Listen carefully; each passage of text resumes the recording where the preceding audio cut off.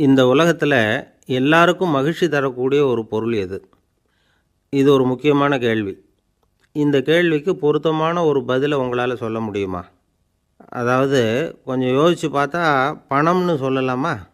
இப்போ கையில் காசு இல்லாதவங்ககிட்ட ஒரு 10 ரூபாயை கொடுத்தா அது அவனுக்கு சந்தோஷத்தை கொடுக்கும். ஏற்கனவே வருமான வரி பிரச்சனையில் சிக்கி இருக்கிறவர்கிட்ட இன்னும் கொஞ்சம் பணம் இந்தாங்கன்னு சொல்லி கொடுத்தோம்னா அது அவருக்கு சங்கடத்தை தான் கொடுக்கும். அதனால் அந்த கேள்விக்கு பணங்கிறது பொருத்தமான பதிலாக இருக்க முடியாது. கேள்வி என்னென்னா, இந்த உலகத்தில் எல்லாருக்கும் மகிழ்ச்சி தரக்கூடிய ஒரு பொருள் எது? சரி, இனிப்புன்னு சொல்லலாமா? ஏன்னா எல்லாருக்கும் இனிக்க தானே செய்யும். அதுலேயும் ஒரு சிக்கல் இருக்குது. சர்க்கரை வியாதிக்காரங்களுக்கு அது என்ன சந்தோஷத்தையாக கொடுக்கும்? ஆக எல்லாருக்கும் வேறுபாடு எதுவும் இல்லாமல் மகிழ்ச்சியை கொடுக்கக்கூடியது வேறு ஏதோ ஒன்று இருக்குது. அது என்னன்னு கண்டுபிடிக்கணும். அதுதான் இன்றைக்கி தகவல். இப்போ அதை கண்டுபிடிக்கணும்னா இந்த கதையை கேட்கணும். அது என்ன கதைன்னா, ஒரு ஊரில் ஒரு ராஜா இருந்தார். அவருக்கும் இதே சந்தேகம் வந்துட்டுது. அதாவது எல்லாருக்கும் இன்பம் தரக்கூடிய பொருள் எது அப்படின்னு. இதுக்கு பதில் தெரிஞ்சுக்கிறதுக்கு ஆசைப்பட்டார். சரி, அதுக்கு என்ன செய்யலாம்னு யோசனை பண்ணார். நாட்டு மக்களுக்கு பகிரங்கமாக ஒரு அறிவிப்பு கொடுத்தார். நம்ம நாட்டு மக்கள் இன்பம் தரக்கூடிய பொருள் எதுன்னு நினைக்கிறாங்களோ அதை கொண்டுக்கிட்டு வந்து அரண்மனையில் உள்ள கண்காட்சி மண்டபத்தில் வைக்கலாம். அப்படி அவங்க வைக்கிற பொருள்களில் எது எல்லாருக்கும் இன்பம் தரக்கூடியதாக இருக்குமோ அதை வச்சவருக்கு 1000 பொற்காசுகள் பரிசு அப்படின்னு அறிவிப்பு கொடுத்துட்டார். ஜனங்கள் இந்த அறிவிப்பை கேட்டாங்க. அதுக்கப்புறம் சும்மா இருப்பாங்களா? 1000 பொற்காசுன்னா சும்மாவா? அவங்க கையில் என்னென்ன கிடைச்சிதோ அதையெல்லாம் கொண்டாந்து அரண்மனை காட்சி மண்டபத்தில் வச்சுட்டாங்க. அதுக்கப்புறமா ராஜா அங்கே வந்தார். ஒவ்வொன்றா பார்த்துக்கிட்டே வந்தார். முதல்ல ஒரு குயில் இருந்தது, இனிமையாக பாடக்கூடிய குயில். இந்த குயிலோட இன்னிசை எல்லாருக்கும் இன்பம் தரக்கூடியது தான். இருந்தாலும் காது கேட்காதவங்களுக்கு இந்த இசை எப்படி இன்பம் தர முடியும்? அதனால் இது சரியில்லைன்னு விட்டார். அடுத்தபடியாக போனார். அங்கே என்ன வச்சுருக்குறாங்கன்னு பார்த்தா ஒரு அழகான மயில் அங்கே தோகை விரித்து ஆடிக்கிட்டு இருக்குது. இந்த மயிலோட ஆட்டம் மனசுக்கு இன்பம் தரக்கூடியது தான். இருந்தாலும் பார்வை இல்லாதவங்க இந்த ஆட்டத்தை பார்த்து ரசிக்க முடியுமா? முடியாது. அதனால் இதுவும் சரியில்லை அப்படின்னு சொல்லிவிட்டார். அதுக்கு அடுத்தபடியாக போனார். பல வகையான இனிப்பு பண்டங்களை வச்சுருந்தாங்க. பார்த்தார், வயசானவங்களுக்கும் நோயாளிகளுக்கும் இது இன்பம் தராது, துன்பம் தான் கொடுக்கும் அப்படின்னார். இப்படி ஒவ்வொன்றா பார்த்துக்கிட்டே போகிறார். அழகான மலர்கள், கனிகள், ஓவியங்கள் எதுவுமே பொருத்தமாக தெரியல. சகல பேருக்கும் இன்பம் தரக்கூடிய வகையில் எதுவும் இல்லை. கடைசியாக வந்தார். அங்கே ஒரு களிமண் பொம்மை இருந்தது. அது என்ன பொம்மை தெரியுமா? பசியால் வாடி இருக்கிற ஒருத்தருக்கு ஒரு அம்மா இனிமையாக பேசிக்கிட்டு சோறு போடுறது மாதிரி அந்த பொம்மையை செஞ்சுருந்தாங்க. அதுக்கு கீழே அன்பு அப்படின்னு எழுதியிருந்துதான். ராஜா பளிச்சுன்னு ஒரு முடிவுக்கு வந்தார். அந்த பொம்மையை செஞ்ச சிற்பியை வரவழைச்சார், பரிசு கொடுத்தார். அன்பு ஒன்று தான் எல்லாருக்கும் இன்பம் அளிக்கக்கூடிய பொருள். காது கேட்காதவங்களும் அதை கேட்க முடியும், பார்வை இல்லாதவங்களும் அதை பார்க்க முடியும், குழந்தைகளும் அதை உணர முடியும் அப்படின்னு அதுக்கு விளக்கம் கொடுத்தார் அந்த மன்னர். இந்த உலகத்தில் எல்லாருக்கும் மகிழ்ச்சி தரக்கூடிய ஒரு பொருள் அன்பு தான். அதை புரிஞ்சுக்கிட்டு தான் சில கணவன்மார்கள் மனைவி பேரில் ரொம்ப அன்பை காட்டிக்கிறது வழக்கம். ஒரு வீட்டு வாசப்படி பக்கமாக மழைக்கு ஒதுங்கினார் ஒருத்தர். மழை தூரிக்கிட்டு இருந்தது, இருட்டு நேரம். அந்த வீட்டில் இருந்தவர், இன்றைக்கி ராத்திரி வேணும்னா இங்கேயே தங்கிட்டு காலையில் போங்க அப்படின்னார். உடனே இவர் சொன்னார், ரொம்ப நன்றிங்க, ஒரு 10 நிமிஷத்தில் இதை வந்துவிடுறேன் அப்படின்னு சொல்லிவிட்டு எங்கேயோ ஓடினார். 10 நிமிஷம் கழித்து திரும்பி வந்தார். ஆமாம், எங்கே போயிட்டு வந்தீங்கன்னு கேட்டார் வீட்டில் இருந்தவர். நேராக எங்கள் வீட்டுக்கு போய் மனைவிக்கிட்ட இன்றைக்கி ராத்திரி இங்கேயே தங்கிக்கிறேன்னு சொல்லிவிட்டு வந்துவிட்டேன் அப்படின்னார் அவர். அன்பில் இது ஒரு ரகம். ஒருத்தர் ரொம்பவும் மகிழ்ச்சியாக வந்துக்கிட்டு இருந்தார். என்ன விஷயம்னு விசாரித்தேன். நான் தோற்று போயிட்டேன், அதுதான் மனசுக்கு மகிழ்ச்சியாக இருக்குது அப்படின்னார். எனக்கு இது ரொம்ப ஆச்சரியமாக போச்சு. இந்த உலகத்தில் தோற்று போகிறவங்க யாரும் மகிழ்ச்சியாக இருக்கிறதில்ல.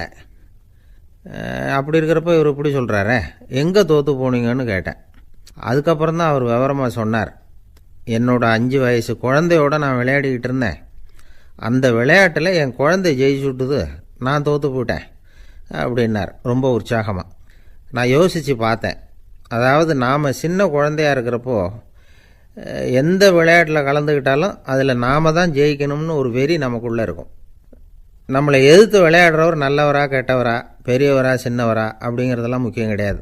அவர் தோற்று போகணும், நாம் ஜெயிக்கணும், அதுதான் முக்கியம். எதிரியை சந்தோஷப்படுத்த விளையாடுகிற கலை அப்போ நமக்கு தெரியறதில்ல. வாழ்க்கையில் ஒரு பக்குவம் வந்ததுக்கு அப்புறம் வெற்றி பெறணுங்கிற மன அழுத்தம் போயிடுது.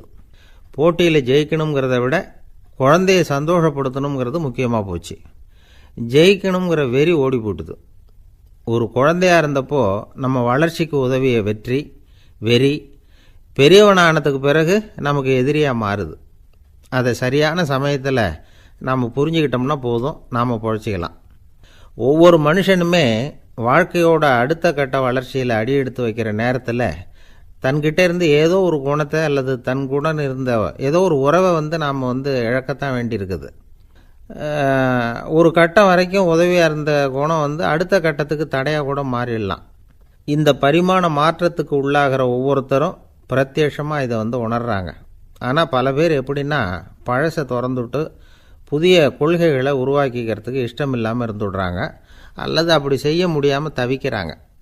இதையெல்லாம் மீறி அந்த பழசை திறந்துட்டா அதை இழந்ததால் உண்டாகிற மன அழுத்தம் சில காலத்துக்கு வருத்திக்கிட்டு தான் இருக்கும், வேறு வழி இல்லை. ஆரோக்கியமான ஒரு முன்னேற்றத்துக்காக அந்த மன அழுத்தத்தை தாங்கிக்கத்தான் வேணும் அப்படிங்கிறாரு அந்த உலக புகழ்பெற்ற மேதை ஒருத்தர், இந்த ஸ்காட் பெக் அப்படிங்கிறவர். பிறந்த நாள் முதல் இதுதான் சரி அப்படின்னு கற்பிக்கப்பட்டு வந்த ஒவ்வொரு தத்துவத்தையும் தங்களுடைய வளர்ச்சிக்கு தகுந்த மாதிரி மாற்றி அர்த்தப்படுத்தி கொள்ள முடியாமல் வாழ்க்கை சூழலில் அப்படியே அரைப்பட்டு தூளாகிறவர்கள் தான் ரொம்ப தவிக்கிறாங்களாம். இதுதான் அவருடைய கருத்து. பெரும்பாலும் மனிதர்களுடைய நடுத்தர வயசில், அதாவது 30 தாண்டுகிற சமயத்தில் தான் இந்த தவிப்பு உண்டாகுதான். இதை தான் மேற்கத்திய நாடுகளில் அடிக்கடி மிட் லைஃப் கிரைசிஸ் அப்படின்னு சொல்கிறாங்க. அப்பப்போ பழசையெல்லாம் தொலைச்சி விட்டு புதுசாக பிறக்கிறதுக்கு கற்றுக்கணும். ஒவ்வொரு நிமிஷத்தையும் அந்த நிமிஷத்துக்கு ஏற்ற சித்தாந்தம் கொண்டவர்களாக சந்திப்போம் அப்படிங்கிறார் அந்த உளவியல் நிபுணர். இப்படி பழகிக்கிட்டால் வாழ்க்கை இன்பமயம், இல்லைன்னா தவிப்பு மயம்தான். பழசை தொலைக்க முடியாதவர்களில் எத்தனையோ பேர் உண்டு, எத்தனையோ ரகம் உண்டு. அதில் வேடிக்கையான நண்பர்களும் உண்டு. ஒருத்தர் நண்பர் வீட்டுக்கு போனார். அவர் ஏதோ இனிப்பு பலகாரம் கொடுத்து சாப்பிட சொல்லியிருக்கிறாங்க அவங்க வீட்டில். இவர் சாப்பிட்டு பார்த்துட்டு சொன்னாராம், சார் 6 மாதத்துக்கு முன்னாடி ஒரு தடவை இங்கே வந்தேன், அப்போது ஒரு இனிப்பு பலகாரம் கொடுத்தீங்க, அது இதை விட நல்லா இருந்தது சார் அப்படின்னாராம். அப்போ செஞ்ச அதே இனிப்பு பலகாரம் தான் சார் இதுவும் அப்படின்னாராம் அவர். ஊருக்கு வெளியில் அமைதியான ஒரு இடம், அங்கே ஒரு ஆசிரமம், அங்கே ஒரு சாமியார். அவர் தினமும் நல்ல போதனைகள்லாம் செய்வார். பல பேர் போய் அங்கேயே சில நாள் தங்கி இருந்து அவர் சொல்கிற அறிவுரைகளை எல்லாம் கேட்டுக்கிட்டு வர்றது வழக்கம். ஒரு தடவை அவரை பார்த்துட்டு போகிறதுக்காக 3 வெளியூர் தம்பதிகள் வந்தாங்களாம். அந்த மடத்திலேயே சாப்பிட்டுக்கிட்டு தங்கியிருந்து அவங்களுடைய போதனைகளை கேட்டுக்கிட்டு போகணுங்கிறது அவங்க நோக்கம். காலையில் குளிச்சுட்டு பூஜையில் உட்காந்தார் அந்த சுவாமி. இவங்களும் குளிச்சுட்டு அந்த பூஜையை பார்க்குறதுக்காக அவர் முன்னாடி உட்காந்தாங்க. பூஜை ஆரம்பமாச்சு. சம்பிரதாயப்படி அது ரொம்ப நேரம் நடந்துக்கிட்டே இருக்குது. இவங்களுக்கு நல்ல பசி இருந்தாலும் இந்த நேரத்தில் அதை எப்படி வெளியில் காட்டிக்கிறது? பேசாமல் இருந்தாங்க. அந்த சுவாமி பூஜையை முடித்தார். அதுக்கப்புறம் பேச ஆரம்பித்தார். பேச்சு அருமையாக தான் இருந்தது, அமிர்தமாக தான் இருந்தது. இருந்தாலும் இவங்களுக்கு இருக்கிற வயிற்று பசி அது சரியாக கவனிக்க விடலை. அந்த சுவாமியே இதை கவனித்ததா தெரியல. இவங்களுக்கு மனசுக்குள்ளே ஒரு எண்ணம், உள்ளே சாப்பாடு தயாராகிட்டு இருக்கும் போல இருக்குது, இந்த பேச்சு முடிஞ்சது நம்மளை உள்ளே அழைச்சிட்டு போய் சாப்பாடு போடுவாங்கன்னு நினைக்கிறோம் அப்படின்னு இவங்களாம் நினச்சிக்கிட்டாங்க. ஆனால் சுவாமி இதை பற்றி எதுவுமே பேசலை, கண்டுக்கலை. ஒரு அம்மாவால் அதுக்கு மேலே சும்மா இருக்க முடியுமா? முடியல. சாப்பாட்டை கவனிக்கலாமா அப்படின்னு சொல்லி மெதுவாக ஆரம்பித்தாங்க. கவனிக்கலாமே அப்படின்னு உள்ளே அழைச்சிட்டு போனார் சுவாமி. இவங்க ரொம்ப அவசரமாக எழுந்திரிச்சு உள்ளே ஓடினாங்க. அங்கே ஒரு மேஜை மேலே ஒரு கிண்ணம் மூடி இருந்தது. இதுதான் சாப்பாட்டு மேஜை போல இருக்குது, இங்கே சாப்பாடு வந்துடும் அப்படின்னு நினச்சாங்க. உடனே போய் சுற்றி உட்காந்துக்கிட்டாங்க. சுவாமி அந்த கிண்ணத்தை எடுத்து அந்த அம்மா கிட்ட கொடுத்தார். அவங்க அதை வாங்கி மூடியை திறந்து பார்க்குறாங்க. உள்ளே ஒரு சாவி இருக்குது. சரிதான், இது சமையலறை சாவி போல் இருக்குது, அங்கே போய் அதை திறந்து சாப்பாட்டை நாமே எடுத்துக்கிட்டு இங்கே வச்சுக்கிட்டு சாப்பிட்ணும் போல இருக்குது அப்படின்னு நினச்சாங்க. சாவி இருக்கு இல்லையா, வாங்க பூட்டு நிறையா காட்டுறேன் அப்படின்னு சுவாமி அவங்கள அழைச்சிட்டு போனார், காட்டினார். இவங்க அந்த அறையை ரொம்ப ஆவலோடு திறந்தாங்க. உள்ளே பார்த்தா அங்கே அரிசி, பருப்பு, விதவிதமான காய்கறி எல்லாம் இருக்குது. சமையலுக்கு வேண்டிய மிளகாய், எண்ணெய், பால், தயிர், நெய் இப்படி எல்லாமே இருக்குது. அடுப்பு, விறகு, நெருப்பு போட்டி அது கூட அங்கே இருக்குது. சாப்பாடு தயாராக இருக்கும்னு நினச்சிக்கிட்டு போனால் இப்படி இருக்குதே அப்படின்னு சொல்லி அதை பார்த்ததும் ரொம்ப சோர்ந்து போட்டாங்க அவங்க. சுவாமி, என்ன இது சாப்பாடு இல்லையா அப்படின்னாங்க. அதுதான் சாப்பாட்டுக்கு வேண்டிய எல்லாம் இங்கே இருக்குதே, அடுப்பு மூட்டி நீங்கள் தான் அவங்கவுங்க ருசிக்கு தகுந்த மாதிரி சமைச்சிக்கணும். இந்த சன்னியாசிக்கு எப்படி சமைக்க தெரியும் அப்படின்னு கேட்டார் சுவாமி. சாப்பாடு தயாராக இருக்கும்னு நாங்கள் எதிர்பார்த்தோம் அப்படின்னாங்க. நீங்கள் இப்படி சொல்லுவீங்கன்னு நானும் எதிர்பார்த்தேன். இது வரைக்கும் நான் எவ்வளவோ தத்துவம்லாம் எடுத்து சொன்னேன். எல்லாத்தையும் விட இதுதான் அனுபவபூர்வமான தத்துவம். ஆண்டவன் நமக்கு நல்ல மனசை கொடுத்துருக்குறான், நல்ல வாய்ப்புகளையும் தந்திருக்கிறான், அதையெல்லாம் பயன்படுத்திக்கக்கூடிய மூளையையும் சிந்தனையையும் கொடுத்துருக்குறான். அதனால் அடுப்பை தான் நீங்கள் மூட்டணும். அடுப்பை நீங்கள் தான் மூட்டணும். உங்களுக்கு உகந்ததை நீங்கள் தான் சமைச்சு ருசித்து அனுபவிக்கணும். ஆண்டவனே அதை செஞ்சிகிட்டு இருக்க மாட்டான் அப்படின்னாராம் அந்த சுவாமி. நம்முடைய வாழ்க்கையில் பல நல்ல பலன்களை பெறுறதுக்கு நாம் தான் முயற்சி பண்ணணும். அதுக்குரிய சூழ்நிலையை தான் ஆண்டவன் கொடுப்பானே தவிர அதை விளக்கிறதுக்காக தான் அந்த சுவாமி அப்படி செஞ்சு காட்டியிருக்கிறார். இது ஒரு பெரியவர் இப்படி ஒரு விளக்கம் கொடுத்தார். அதுக்கப்புறம் அந்த 3 தம்பதிகளும் தெளிவடைஞ்சுட்டாங்களாம். நாம் தெளிவடைகிறது எப்போங்கிறது தான் தெரியல அப்படின்னு பல பேர் இதை கேட்டுட்டு சொல்லிகிட்டு இருக்கிறாங்க. இந்த கதையை நம்முடைய நண்பர் ஒருத்தர்கிட்ட சொன்னேன். அந்த நண்பர் ரொம்ப சந்தோஷப்பட்டார். நீங்கள் சொல்கிறது கரெக்டு சார், ஆனால் நான் அதை விட ஒரு படி மேலே சார். எனக்கெல்லாம் அரிசி பருப்பு இருக்கிற ரூம் எதுன்னு கையை காட்டிட்டா போதும், உடனே கிண்ணத்துலேருந்து சாவியை எடுத்து கொடுக்கணுங்கிற அவசியம்லாம் இல்லை எனக்கு.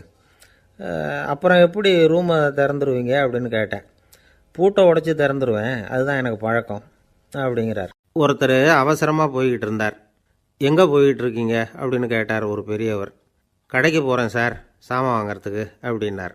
அங்கே போகிறதுக்கு முன்னாடி தெரிஞ்சிக்க வேண்டியதெல்லாம் தெரிஞ்சுக்கிட்டீங்களா அப்படின்னு கேட்டார் பெரியவர்.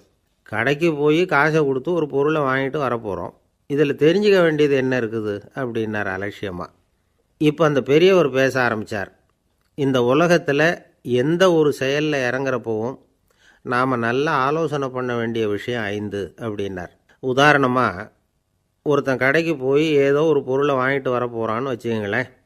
அப்போ கூட அவன் 5 விஷயங்களை பற்றி தெரிஞ்சுக்க வேண்டியிருக்குது அப்படிங்கிறார் அவர்.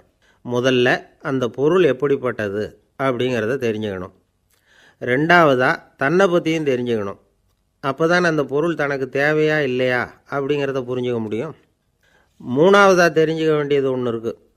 அது என்னென்னா, அந்த பொருளை அடையிறதுக்கு வழி என்ன அப்படிங்கிறத தெரிஞ்சுக்கணும்.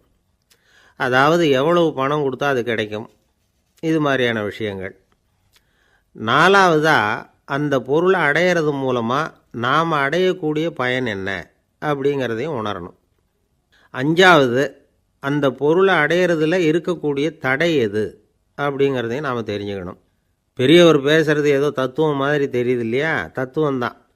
அதாவது இப்படி உலகியல் வாழ்க்கையில் சின்ன சின்ன விஷயங்கள்லேயே நாம் 5 விஷயங்களை தெரிஞ்சுக்க வேண்டியிருக்குது. அது ரொம்ப அவசியமாக இருக்குது. பேரின்ப நிலைன்னு சொல்கிறாங்கள்ல, அது மாதிரி பெரிய சமாச்சாரங்கள்லேயும் இந்த 5 விஷயங்களை நாம் தெரிஞ்சுக்க வேண்டியிருக்குது. அதுக்கு பேர் என்னன்னா அர்த்த பஞ்சகம். வைணவ சமயத்தில் அர்த்த பஞ்சகம்ங்கிறது ரொம்ப பெரிய விஷயம். கடைக்கு போகிறது மாதிரி கடவுளை பார்க்க போகிறப்பவும் நாம் 5 விஷயங்களை தெரிஞ்சுக்கணுமா.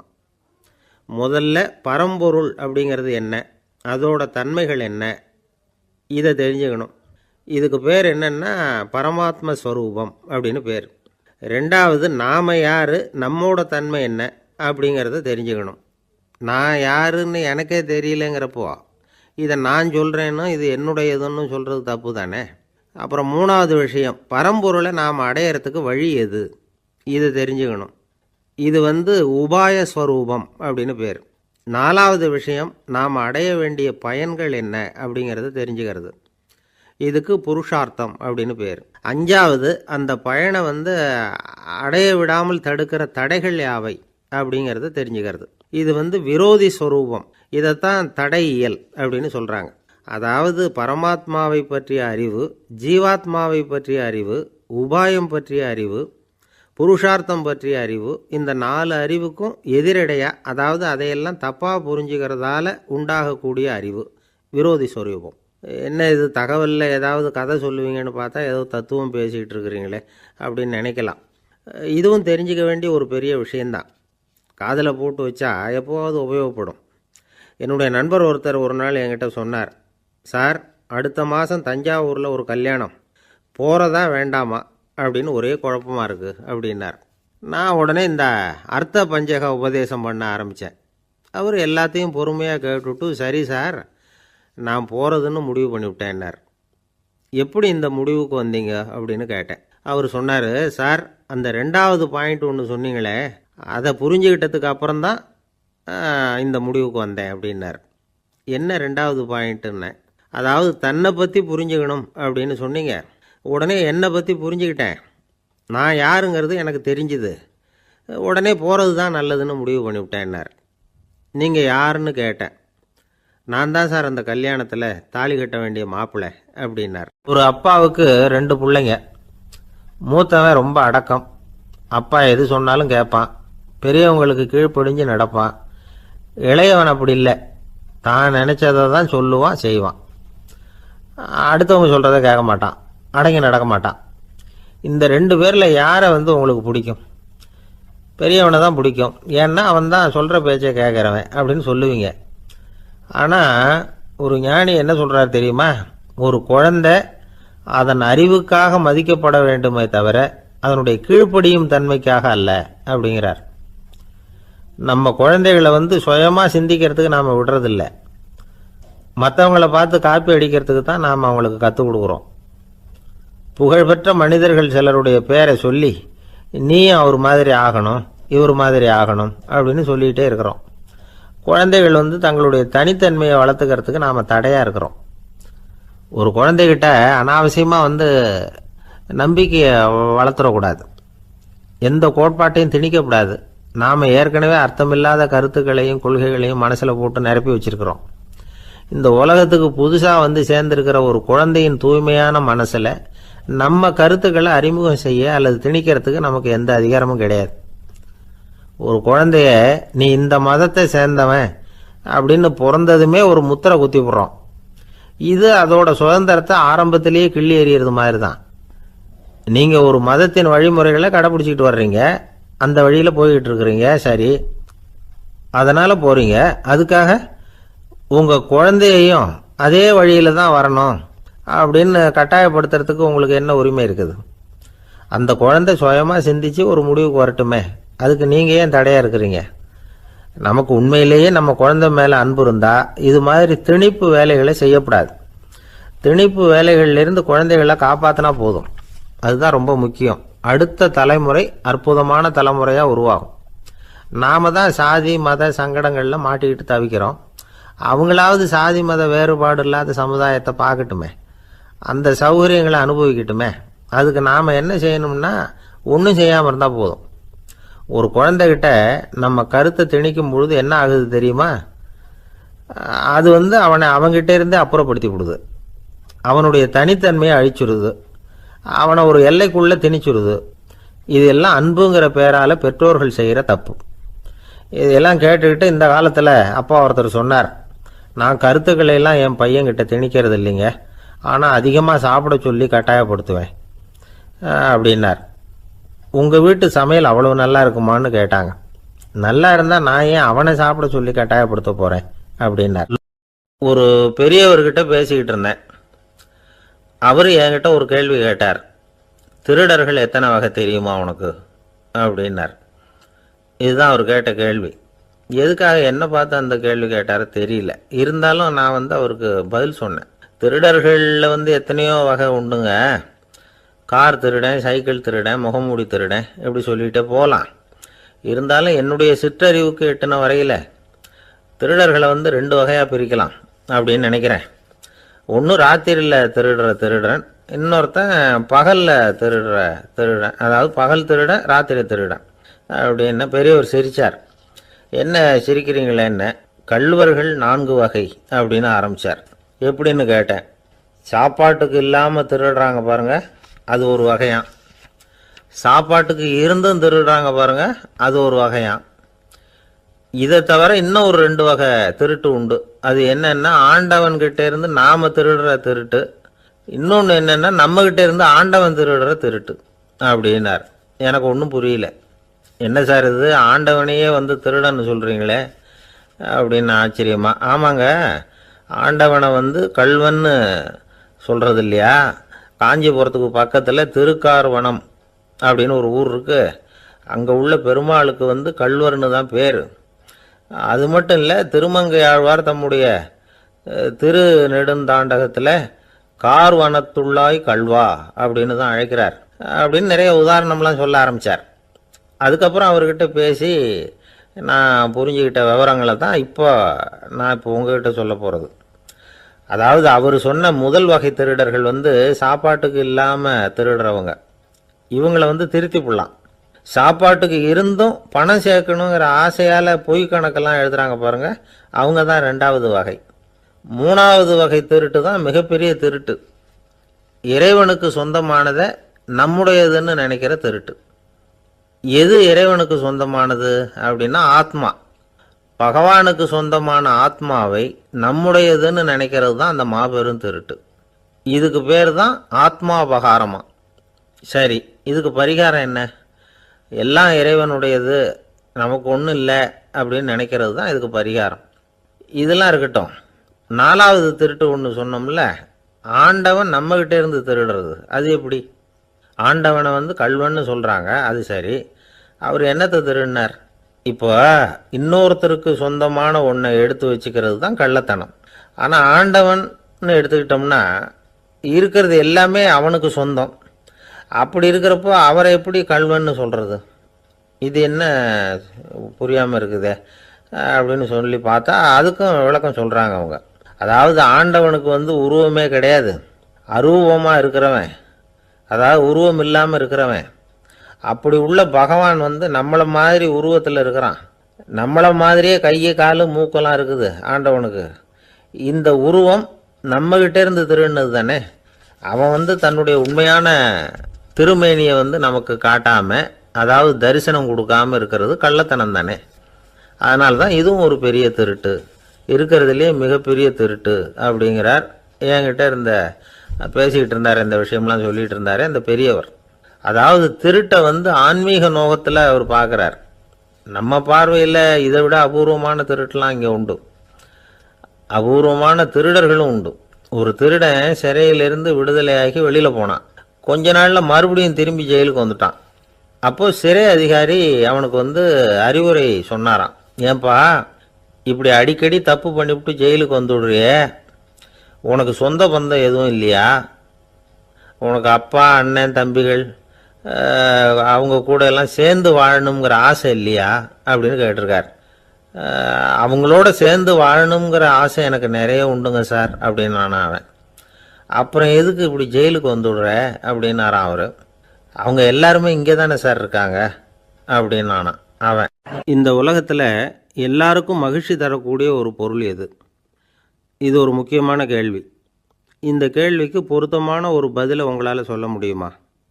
அதாவது கொஞ்சம் யோசித்து பார்த்தா பணம்னு சொல்லலாமா? இப்போ கையில் காசு இல்லாதவங்ககிட்ட ஒரு 10 ரூபாய் கொடுத்தா அது அவனுக்கு சந்தோஷத்தை கொடுக்கும். ஏற்கனவே வருமான வரி பிரச்சனையில் சிக்கி இருக்கிறவர்கிட்ட இன்னும் கொஞ்சம் பணம் இந்தாங்கன்னு சொல்லி கொடுத்தோம்னா அது அவருக்கு சங்கடத்தை தான் கொடுக்கும். அதனால் அந்த கேள்விக்கு பணங்கிறது பொருத்தமான பதிலாக இருக்க முடியாது. கேள்வி என்னன்னா, இந்த உலகத்தில் எல்லாருக்கும் மகிழ்ச்சி தரக்கூடிய ஒரு பொருள் எது? சரி, இனிப்புன்னு சொல்லலாமா? ஏன்னா எல்லாருக்கும் இனிக்க தானே செய்யும். அதுலேயும் ஒரு சிக்கல் இருக்குது. சர்க்கரை வியாதிக்காரங்களுக்கு அது என்ன சந்தோஷத்தையாக கொடுக்கும்? ஆக எல்லாருக்கும் வேறுபாடு எதுவும் இல்லாமல் மகிழ்ச்சியை கொடுக்கக்கூடியது வேறு ஏதோ ஒன்று இருக்குது. அது என்னன்னு கண்டுபிடிக்கணும். அதுதான் இன்றைக்கி தகவல். இப்போ அதை கண்டுபிடிக்கணும்னா இந்த கதையை கேட்கணும். அது என்ன கதைன்னா, ஒரு ஊரில் ஒரு ராஜா இருந்தார். அவருக்கும் இதே சந்தேகம் வந்துட்டுது. அதாவது எல்லாருக்கும் இன்பம் தரக்கூடிய பொருள் எது அப்படின்னு. இதுக்கு பதில் தெரிஞ்சுக்கிறதுக்கு ஆசைப்பட்டார். சரி, அதுக்கு என்ன செய்யலாம்னு யோசனை பண்ணார். நாட்டு மக்களுக்கு பகிரங்கமாக ஒரு அறிவிப்பு கொடுத்தார். நம்ம நாட்டு மக்கள் இன்பம் தரக்கூடிய பொருள் எதுன்னு நினைக்கிறாங்களோ அதை கொண்டுக்கிட்டு அரண்மனையில் உள்ள கண்காட்சி மண்டபத்தில் வைக்கலாம். அப்படி அவங்க வைக்கிற பொருள்களில் எது எல்லாருக்கும் இன்பம் தரக்கூடியதாக இருக்குமோ அதை வச்சவருக்கு 1000 பொற்காசுகள் பரிசு அப்படின்னு அறிவிப்பு கொடுத்துட்டார். ஜனங்கள் இந்த அறிவிப்பை கேட்டாங்க. அதுக்கப்புறம் சும்மா இருப்பாங்களா? 1000 பொற்காசுன்னா சும்மாவா? அவங்க கையில் என்னென்ன கிடைச்சதோ அதையெல்லாம் கொண்டாந்து அரண்மனை காட்சி மண்டபத்தில் வச்சுட்டாங்க. அதுக்கப்புறமா ராஜா அங்கே வந்தார். ஒவ்வொன்றா பார்த்துக்கிட்டே வந்தார். முதல்ல ஒரு குயில் இருந்தது, இனிமையாக பாடக்கூடிய குயில். இந்த குயிலோட இன்னிசை எல்லாருக்கும் இன்பம் தரக்கூடியது தான். இருந்தாலும் காது கேட்காதவங்களுக்கு இந்த இசை எப்படி இன்பம் தர முடியும்? அதனால் இது சரியில்லைன்னு விட்டார். அடுத்தபடியாக போனார். அங்கே என்ன வச்சுருக்குறாங்கன்னு பார்த்தார். பார்த்தா ஒரு அழகான மயில் அங்கே தோகை விரித்து ஆடிக்கிட்டு இருக்குது. இந்த மயிலோட ஆட்டம் மனசுக்கு இன்பம் தரக்கூடியது தான். இருந்தாலும் பார்வை இல்லாதவங்க இந்த ஆட்டத்தை பார்த்து ரசிக்க முடியுமா? முடியாது. அதனால் இதுவும் சரியில்லை அப்படின்னு சொல்லிவிட்டார். அதுக்கு அடுத்தபடியாக போனார். பல வகையான இனிப்பு பண்டங்களை வச்சுருந்தாங்க. பார்த்தார், வயசானவங்களுக்கும் நோயாளிகளுக்கும் இது இன்பம் தராது, துன்பம் தான் கொடுக்கும் அப்படின்னார். இப்படி ஒவ்வொன்றா பார்த்துக்கிட்டே போகிறார். அழகான மலர்கள், கனிகள், ஓவியங்கள் எதுவுமே பொருத்தமாக தெரியல. சகல பேருக்கும் இன்பம் தரக்கூடிய வகையில் எதுவும் இல்லை. கடைசியாக வந்தார். அங்கே ஒரு களிமண் பொம்மை இருந்தது. அது என்ன பொம்மை தெரியுமா? பசியால் வாடி இருக்கிற ஒருத்தருக்கு ஒரு அம்மா இனிமையாக பேசிக்கிட்டு சோறு போடுறது மாதிரி அந்த பொம்மையை செஞ்சுருந்தாங்க. அதுக்கு கீழே அன்பு அப்படின்னு எழுதியிருந்துதான். ராஜா பளிச்சுன்னு ஒரு முடிவுக்கு வந்தார். அந்த பொம்மையை செஞ்ச சிற்பியை வரவழைச்சார், பரிசு கொடுத்தார். அன்பு ஒன்று தான் எல்லாருக்கும் இன்பம் அளிக்கக்கூடிய பொருள். காது கேட்காதவங்களும் அதை கேட்க முடியும், பார்வை இல்லாதவங்களும் அதை பார்க்க முடியும், குழந்தைகளும் அதை உணர முடியும் அப்படின்னு அதுக்கு விளக்கம் கொடுத்தார் அந்த மன்னர். இந்த உலகத்தில் எல்லாருக்கும் மகிழ்ச்சி தரக்கூடிய ஒரு பொருள் அன்பு தான். அதை புரிஞ்சுக்கிட்டு தான் சில கணவன்மார்கள் மனைவி பேரில் ரொம்ப அன்பை காட்டிக்கிறது வழக்கம். ஒரு வீட்டு வாசப்படி பக்கமாக மழைக்கு ஒதுங்கினார் ஒருத்தர். மழை தூரிக்கிட்டு இருந்தது, இருட்டு நேரம். அந்த வீட்டில் இருந்தவர், இன்றைக்கி ராத்திரி வேணும்னா இங்கேயே தங்கிட்டு காலையில் போங்க அப்படின்னார். உடனே இவர் சொன்னார், ரொம்ப நன்றிங்க, ஒரு 10 நிமிஷத்தில் இதை வந்துடுறேன் அப்படின்னு சொல்லிவிட்டு எங்கேயோ ஓடினார். 10 நிமிஷம் கழித்து திரும்பி வந்தார். ஆமாம், எங்கே போயிட்டு வந்தீங்கன்னு கேட்டார் வீட்டில் இருந்தவர். நேராக எங்கள் வீட்டுக்கு போய் மனைவிக்கிட்ட இன்றைக்கி ராத்திரி இங்கேயே தங்கிக்கிறேன்னு சொல்லிவிட்டு வந்துட்டேன் அப்படின்னார் அவர். அன்பில் இது ஒரு நாள் ராமர் அரசவையில் உட்காந்துருக்கிறார். ராமராஜ்யம் நடந்துக்கிட்டு இருந்த நேரம். அந்த சமயத்தில் ஒரு நாய் அரச சபைக்கு வந்துதான். அது தலையில் அடிபட்டு ரத்தம். அந்த கோலத்தில் அது அங்கே வந்தது. எல்லாரும் ஆச்சரியமாக அதை பார்த்தாங்க. ராமரும் அந்த நாயை பார்த்தார். நீங்கள் வந்த காரியம் என்ன நடந்தது, எதுவாக இருந்தாலும் பயப்படாமல் சொல்லு அப்படின்னார். உடனே அந்த நாய் மெதுவாக சொல்ல ஆரம்பிச்சுதான். ஐயா, நான் தெருவில் போய்கிட்டு இருந்தேன். வழியில் ஒருத்தர் வந்தார். அவர் வேத சாஸ்திரம்லாம் படித்த பெரியவர். அவர் எந்த காரணமும் இல்லாமல் அவர் கையில் வச்சுருந்த குச்சியால் என் தலையில் அடிச்சுட்டார். அதுதான் தலையில் ரத்தம். இதை நீங்கள் விசாரித்து தகுந்த தீர்ப்பு வழங்கணும் அப்படின்னு தான் அந்த நாய். ராமர் பார்த்தார். உடனே தன்னுடைய காவலர்களை அனுப்புனார். அந்த ஆளை எங்கே இருந்தாலும் போய் கொண்டுகிட்டு வாங்க அப்படின்னு விட்டார். காவலர்கள் போனாங்க. அந்த ஆளை பிடிச்சி கொண்டு வந்துட்டாங்க. அரண்மனைக்கு வா அப்படின்னு சொல்லி கூப்பிட்டுட்டு வந்துட்டாங்க. என்ன நடந்ததுன்னு விசாரித்தார் ராமர். அதுக்கு அந்த ஆள் சொன்னார், நான் வீதி வழியாக வந்துக்கிட்டு இருந்தேன். குறுக்க இந்த நாய் வந்தது. நான் அவசரமாக போய்கிட்டு இருந்தேன். இது எனக்கு வழி விடாமல் குறுக்க பூந்து இடைஞ்சல் பண்ணிச்சு. எனக்கு கோபம் வந்துட்டுது. அதனால் அடிச்சுட்டேன். வேத சாஸ்திரம் படித்த நான் என் வசம் இழந்து கோபப்பட்டது பெரிய தப்பு தான். அதை நான் ஒத்துக்கிறேன். குற்றத்தை ஒப்புக்கொள்கிறேன். எனக்கு என்ன தண்டனை கொடுக்கணுமோ அதை கொடுங்க, ஏற்றுக்கிறேன் அப்படின்னு விட்டார். சரி, இப்போ அந்த ஆளுக்கு தண்டனை கொடுக்கணும். என்ன தண்டனை கொடுக்கறது யோசனை பண்ணார் ராமர். அதையும் அந்த நாய்கிட்டே கேட்டார். நீயே சொல்லு, என்ன தண்டனை கொடுக்கலாம் இவருக்கு அப்படின்னார். இதுக்கு அந்த நாய் என்ன சொல்லிச்சு தெரியுமா? இவரை ஏதாவது ஒரு கோயிலுக்கு தர்மகர்த்தாவாக நியமனம் பண்ணிவிடுங்க, அதுதான் இவருக்கு சரியான தண்டனை அப்படின்னுது. இதை கேட்டதும் ராமர் முகத்தில் புன்னகை. ஆனால் அங்கே இருந்த மற்றவங்களுக்கெல்லாம் ஆச்சரியம்.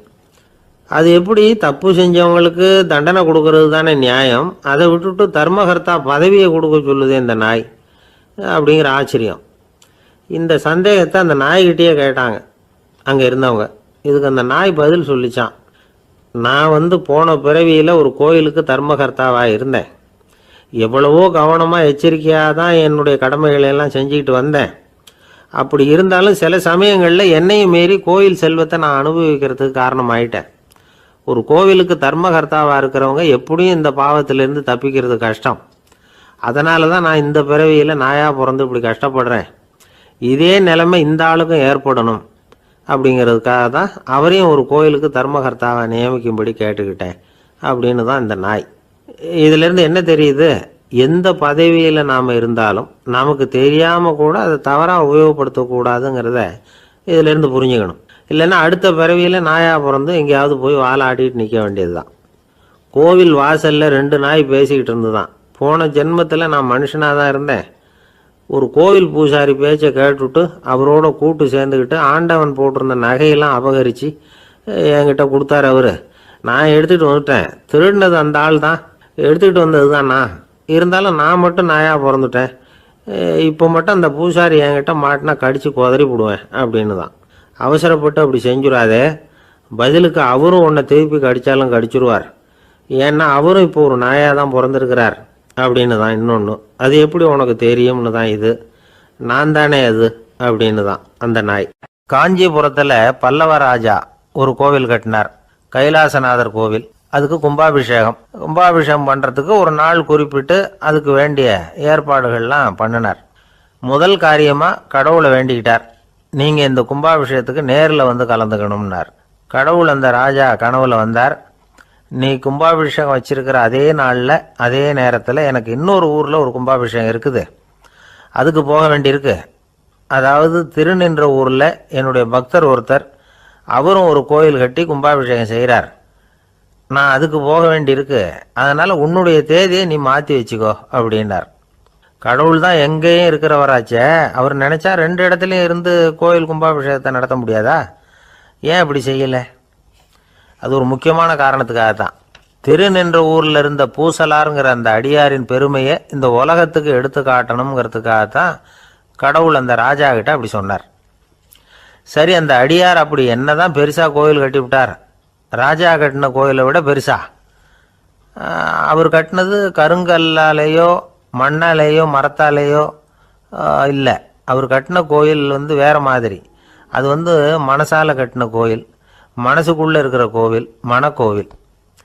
அந்த அடியார் தன்னோட மனசுக்குள்ளே மாசக்கணக்காக ஒவ்வொரு கல்லாக சேர்த்து கட்டின கோவில். இந்த விஷயம் ராஜாவுக்கு தெரியாது. அவர் என்ன நினச்சுட்டாரு, அது நாம் கட்டின கற்கோயிலை விட ரொம்ப பெருசாக இருக்கும் போல இருக்கு அப்படின்னு நினச்சிட்டார். சரி, அப்பேற்பட்ட அந்த கோயிலை தரிசனம் பண்ணிவிட்டு வருவோம் அப்படின்னு நினச்சி ராஜா திருநின்ற ஊருக்கு போகிறார். அங்கே போய் பார்த்தா கோயிலையும் காணும், ஒன்றையும் காணும். கடைசியில் பூசலார் கட்டின மனக்கோவில் தான் அதுங்கிறத அவர் புரிஞ்சுக்கிறார். உடனே அந்த அடியாரின் காலில் விழுந்து வணங்குறார். அவரோ, இது மனசால முயன்ற கோவில், இதுக்கு இத்தனை பெருமையா அப்படின்னு ஆச்சரியப்படுறார். இதில் ஆச்சரியப்படுறதுக்கு ஒன்றும் இல்லை. ஆண்டவன் விரும்புறது அகபக்தியையே தவிர புற தோற்றங்களே அல்ல. இதை நாம் புரிஞ்சுக்கிட்டோம்னா நமக்குள்ள எந்த வேறுபாடுகளும் வர்றதுக்கு வழியே இல்லை. இன்னொரு ராஜா இருந்தார். அவர் ஆண்டவனுக்கு படைக்கிறதுக்காக ஒரு தார் நல்ல செவ்வாழைப்பழமாக எடுத்துக்கிட்டு போகணும்னு நினச்சார். அதனால் முத நாளே அதை வாங்கிட்டு வர சொன்னார் வேலைக்காரங்கிட்ட. வேலைக்காரன் போனால் கடைத்தெருவில் ஒரு தார் பழம் வாங்கினான். வர்ற வழியில் அவன் குடிசை. அப்படியே எட்டி பார்த்துட்டு போவோமேன்னு நினச்சான். போனான். அங்கே இவனோட குழந்தை பாவம் பசியால் கத்திக்கிட்டு இருக்கு. இவன் பார்த்தான், இவ்வளவு பெரிய தாரில் ஒரு 2 பழம் எடுத்தா தெரியவா போகுது அப்படின்னு நினச்சி ஒரு 2 பழத்தை பிச்சு அந்த குழந்தைகிட்ட கொடுத்தான். அது அதை வாங்கி வயிறார சாப்பிட்டுது. பசி அடங்குச்சு, விளையாட போயிட்டுது. இவன் அதுக்கப்புறம் வாழைப்பழத்தை எடுத்துக்கிட்டு அரண்மனைக்கு வந்தான். 2 பழம் பிச்சிருக்கிறது ராஜாவுக்கு தெரிஞ்சு போச்சு. இவன் உண்மையை சொல்லிவிட்டான். உடனே ராஜா, கடவுளுக்கு படைக்க வேண்டிய பொருளை குழந்தை எச்சில் பண்ண விட்டுருக்கியே அப்படின்னு சொல்லி அவனை கட்டி வச்சு சாட்டையால் அடித்தார் பாவம்.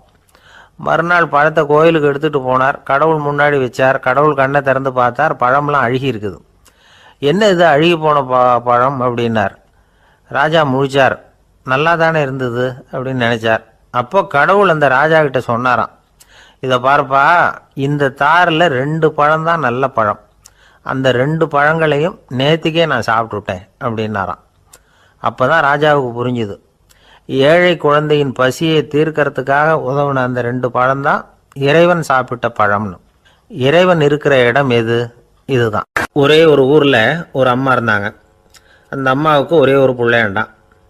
அவனுக்கு ரொம்ப அக்கறையோடு கல்யாணம் பண்ணி வச்சாங்க. கல்யாணம் முடிஞ்சதும் மருமக பொண்ணு வீட்டுக்கு சேர்ந்தது. அப்பாடா, என் கடமை முடிஞ்சுது, இனிமே அக்கடான்னு எங்கேயாவது ஒரு மூலையில் படுத்து கிடக்கலாம் அப்படின்னு நினச்சாங்க அந்த அம்மா. ஆனால் நினைக்கிறபடி எங்கே நடக்குது? அதுக்கப்புறம் தான் பிரச்சனையே ஆரம்பமாச்சு. மருமகள் குணம் சரியில்லை, ஒரு மாதிரி. அந்த பொண்ணு வீட்டுக்கு வந்ததுமே முதல் வேலையாக மாமியாரை பார்த்து, அதுதான் நான் வந்துட்டேன்ல, இனிமேல் உங்களுக்கு என்ன வேலைங்க, புறப்பட வேண்டியது தானே, காசி ராமேஸ்வரம்னு எங்கேயாவது போங்க அப்படின்னுட்டு தான். மாமியார் பார்த்தாங்க, கொஞ்சம் யோசனை பண்ணாங்க. இந்த பாருமா, நீ இப்படி சொல்கிறதுக்கு முன்னாடியே வீட்டை விட்டு புறப்படணுங்கிற முடிவுக்கு நான் வந்துட்டேன். வீட்டை மட்டும் இல்லை, இந்த உலகத்தை விட்டே கூட போகிறதுக்கு தயாராக இருக்கிறேன். ஆனால் ஒரே ஒரு விஷயத்துக்காக என் உயிரை கையில் பிடிச்சிக்கிட்டு இருக்கிறேன் அப்படின்னாங்களாம். என்ன விஷயம்னு கேட்டது இந்த மருமக பொண்ணு. வேற ஒன்றும் இல்லை, என் பிள்ளைக்கு கல்யாணம் பண்ணி வச்சுட்டேன். ஒரு பேர புள்ள பிறந்து அதை என் கண்ணால் பார்த்துட்டேன்னா நான் எங்கே வேணும்னாலும் போகிறதுக்கு தயாராக இருக்கிறேன் அப்படின்னாங்களாம் அந்த மாமியார். மாமியார் இப்படி சொல்கிறதுலேயும் நியாயம் இருக்கிறதாக பட்டுது அந்த பொண்ணுக்கு. சரி, அப்படியே இருந்து பார்த்துட்டு போகலாம் அப்படின்னு அனுமதி கொடுத்தது. கொஞ்ச காலத்தில் ஒரு பேரன் பிறந்தான். அந்த அம்மாவும் பேரனை கண்ணால் பார்த்துட்டாங்க. சரி, பேரனை பார்த்தாச்சுல்ல, இனிமேல் புறப்பட வேண்டியது தானே அப்படின்னது மருமக பொண்ணு. மாமியார் பார்த்தாங்க, நீ சொல்கிறது சரிதாம்மா, அதில் ஒன்றும் தப்பு இல்லை. என்னோட பேரன் உங்களை அம்மா அப்பான்னு கூப்பிடுறத என் காது குளிர கேட்டுட்டு போயிடுறேனே அப்படின்னாங்களாம். சரி, அந்த ஆசையை நிறைவேறட்டும் அப்படின்னு காத்துக்கிட்டு இருந்தாங்க. பேரன் வளர்ந்தான், நடந்தான், பள்ளிக்கூடம் போனால், பெரியவனானான். மருமக பொண்ணு மறுபடியும் மாமியாரை விரட்ட ஆரம்பிச்சுட்டுது, இன்னும் புறப்படலையான்னு. இதை பாருமா, இது வரைக்கும் இருந்துட்டேன். பேரனோட கல்யாணத்தையும் கண்ணால் பார்த்தா தான் இந்த கட்டை வேகும் போல் இருக்குது அப்படின்னு சொல்லி ஒரு மாதிரியாக பேச ஆரம்பித்தாங்க.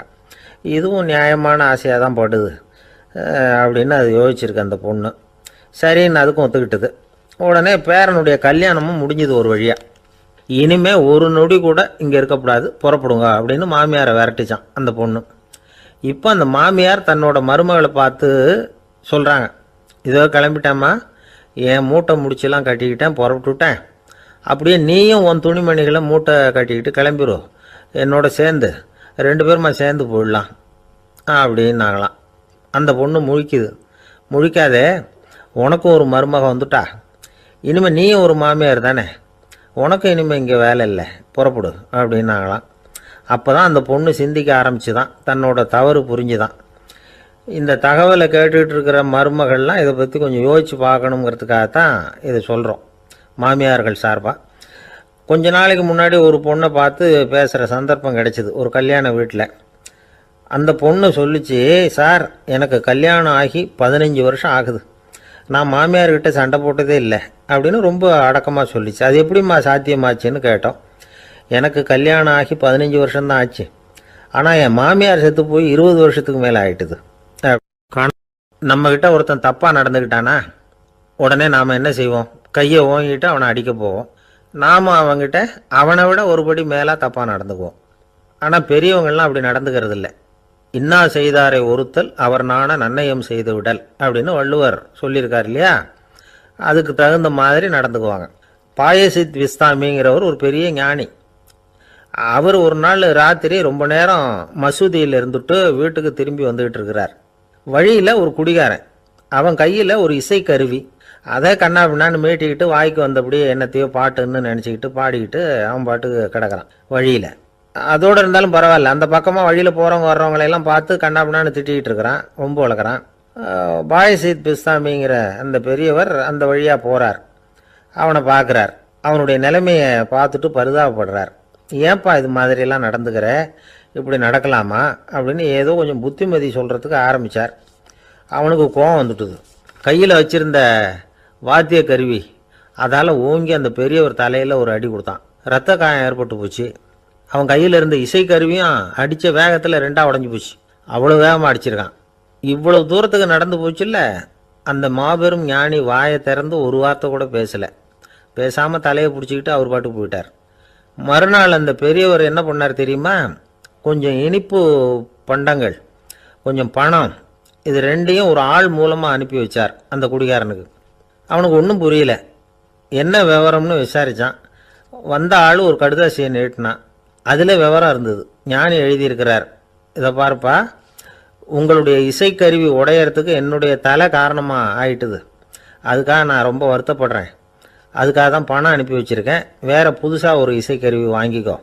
அப்புறம் இன்னொரு விஷயம், நேற்றுக்கு ராத்திரி என்கிட்ட ஏகப்பட்ட கசப்பான வார்த்தைகளை பேசினேன், இதோடு அனுப்பியிருக்கிற இனிப்பு பண்டங்களை சாப்பிட்டு உன்னுடைய நாவில் உள்ள கசப்பை மாற்றிக்கோ அப்படின்னு அதில் எழுதப்பட்டிருந்தது. இந்த சமயத்தில் அவன் குடி மயக்கத்தில் இல்லை, தெளிஞ்சு போயிருந்த நேரம் இது. அதனால் அதை படித்த உடனே அவனுக்கு ரொம்ப வெக்கமாக போச்சு. தலை குனிஞ்சான், யோசனை பண்ணான். கொஞ்ச நேரத்தில் தன்னுடைய நண்பர்கள் சில பேரையும் கூப்பிட்டுக்கிட்டு நேராக அந்த ஞானி இருக்கிற இடத்துக்கு ஓடினான். அவர் காலில் விழுந்தான், அவர்கிட்ட மன்னிப்பு கேட்டுக்கிட்டான். பெரியவங்களே தெரியாமல் வந்து நான் இந்த பாவச் செயலை பண்ணிவிட்டேன், என்னை மன்னிச்சுங்க, உங்களுடைய பொறுமையும் போதனையும் என்னுடைய கண்ணை திறந்துட்டுது, இனிமேல் நானும் என்னுடைய நண்பர்களும் நல்ல வழியில் திருந்தி வாழ போகிறோம் அப்படின்னா. ஞானி செய்த நன்னயம் குடிகாரனை எப்படி திருத்திருக்கு பார்த்தீங்களா? இந்த கதையை கேட்டுவிட்டு ஒருத்தர் சொன்னார், என் வாழ்க்கையில் கூட அப்படி ஒரு சம்பவம் நடந்தது சார். நானும் ஒரு நாள் ராத்திரி ஓவராக குடிச்சிட்டு ஒரு கிட்டாரை வாசிச்சுக்கிட்டு கண்ணாபின்னான்னு உளறிக்கிட்டு திட்டிக்கிட்டு இருந்தேன். அந்த சமயம் அந்த வழியாக ஒருத்தர் வந்தார். ஓங்கி தலையில் ஒரே ஒரு அடி, ரத்தம் வந்துட்டுது. அதுக்கப்புறம் என் மனசு தெரிந்துட்டுது சார் அப்படின்னார். அப்படியா என்ன ஆச்சரியமா? ஆமாம் சார், அடி விழுந்தது அவர் தலையில் இல்லை, ஏன் தலையில். வந்தவர் என்ன அப்படி அடிச்சுட்டார். மயக்கம் தெளிஞ்சதுக்கு அப்புறம்தான் எனக்கு விவரம் புரிஞ்சுது, அவர் ஒரு போலீஸ்காரர் அப்படின்னார் ரொம்ப சோகமாக. அரேபிய நாடு, அங்கே ஒரு ஆட்சி தலைவர், அரேபிய நாட்டு ஆட்சி பொறுப்பை ஏற்றுக்கிட்டவர். அவர் வந்து ஆட்சி பொறுப்பை ஏற்றுக்கிட்ட பிறகு ஒரு நாள் ஒரு தெருவில் நடந்து போய்கிட்டு இருந்தார். அவர் தோளில் ஒரு பெரிய துணி மூட்டை, அதை சுமந்துக்கிட்டு கடத்தெருவை நோக்கி அவர் போய்கிட்டு இருக்கிறார். வழியில் அவரை சந்தித்தார் உமர். அவர் கேட்டார், கலீஃபா அவர்களே, எங்கே புறப்பட்டுட்டீங்க அப்படின்னு கேட்டார். கலீஃபான்னா ஆட்சி தலைவர்னு அர்த்தம். இதுக்கு அவர் சொன்னார், நான் வந்து துணி வணிகம் செய்கிறவன், அதனால் துணி வியாபாரம் செய்கிறதுக்காக போயிட்டுருக்கிறேன்னார். நீங்கள் இப்போ இந்த நாட்டுக்கு ஆட்சி தலைவர், ஆட்சி பொறுப்பில் இருக்கிறீங்க, நீங்கள் வியாபாரம் செய்ய போட்டால் அரசு பணிகளை செய்கிறது யார் அப்படின்னு கேட்டார் அவர். நான் அரசு பணிகளை மட்டுமே செஞ்சுக்கிட்டு இருந்தா என் குடும்பத்தை காப்பாற்றுறது யார் அப்படின்னு கேட்டார் அவர். இப்படி கேட்டவர் யார் தெரியுமா? அவர் தான் அபூபக்கர், இறை தூதர் முகமது அவர்களுக்கு பிறகு கலீஃபாவாக தேர்ந்தெடுக்கப்பட்டவர். அப்போலாம் ஆட்சி தலைவர்களுக்கு சம்பளம்னு எதுவும் கிடையாது. இந்த பிரச்சனையை எப்படி தீர்க்கிறதுன்னு யோசனை பண்ணார் உமர். அபு உபைதா அவர்கள்கிட்ட அழைச்சிட்டு போனார். அவர் யாருன்னா, அவர் தான் பொது நிதி கருவூலத்தின் பொறுப்பாளர். அவர்கிட்ட பிரச்சனையை சொன்னார். இது மாதிரி ஆட்சி தலைவருக்கு பொது நிதியிலிருந்து ஊதியம் அளிக்க முடியுமான்னு கேட்டார். பொது நிதி விதிகளின்படி அதுக்கு சாத்தியம் இல்லைன்னு சொல்லிவிட்டார் அவர். சரி, வேற ஏதாவது வழி இருக்குதான்னு கேட்டார் உமர். அபு உபைதா கொஞ்சம் யோசனை பண்ணி பார்த்தார். அப்புறமா சொன்னார், மக்காவிலிருந்து மதீனாவுக்கு குடிபெயர்ந்து வந்த அகதிகளுக்கு நிதி உதவி அளிக்கிறதுக்கு விதிகளில் இடம் இருக்கு. அப்படி பார்த்தா அபூபக்கரும் அகதி தானே, அதனால எல்லா அகதிகளுக்கும் கொடுக்கறது மாதிரியே அவருக்கும் ஒரு தொகை அளிக்கலாம்னார். கலீஃபா அபூபக்கருக்கு இந்த அகதி உதவி தொகையைத்தான் கொடுத்துட்டு வந்தாங்களாம். குடும்ப செலவுக்கு அது போதுமானதா இல்லை. இருந்தாலும் கலீஃபாங்கிறதுக்காக மற்ற அகதிகளை விட அதிகமாக தொகையை பெற அவர் விரும்பலை. மார்பு பக்கம் கிழிஞ்சிருந்த ஒரு மேலாடையை தான் அவர் அணிஞ்சிருந்தார். அவருடைய துணைவியார் அஸ்மா, அவங்க ஒரு நாள் தேன் அருந்த ஆசையாக இருக்குன்னாங்களாம். நமக்கு கிடைக்கிற ஊதியம் குடும்ப செலவுக்கே போதுமானதா இல்லையே, இந்த நிலையில் தேன் வாங்கிறதுக்கு காசுக்கு நான் எங்கே போவேன்ருக்கார் அவர். கொஞ்ச நாள் கழித்து அவங்க ஒரு தொகையை அவர்கிட்ட கொடுத்து தேன் வாங்கிட்டு வர சொன்னாங்களாம். இவருக்கு ஆச்சரியம், ஏது இந்த பணம்னு கேட்டிருக்காரு. நீங்கள் தினமும் குடும்ப செலவுக்காக கொடுத்துக்கிட்டு வந்த பணத்தில் கொஞ்சம் கொஞ்சமாக மிச்சப்படுத்தி வச்சேன்னாங்களாம்.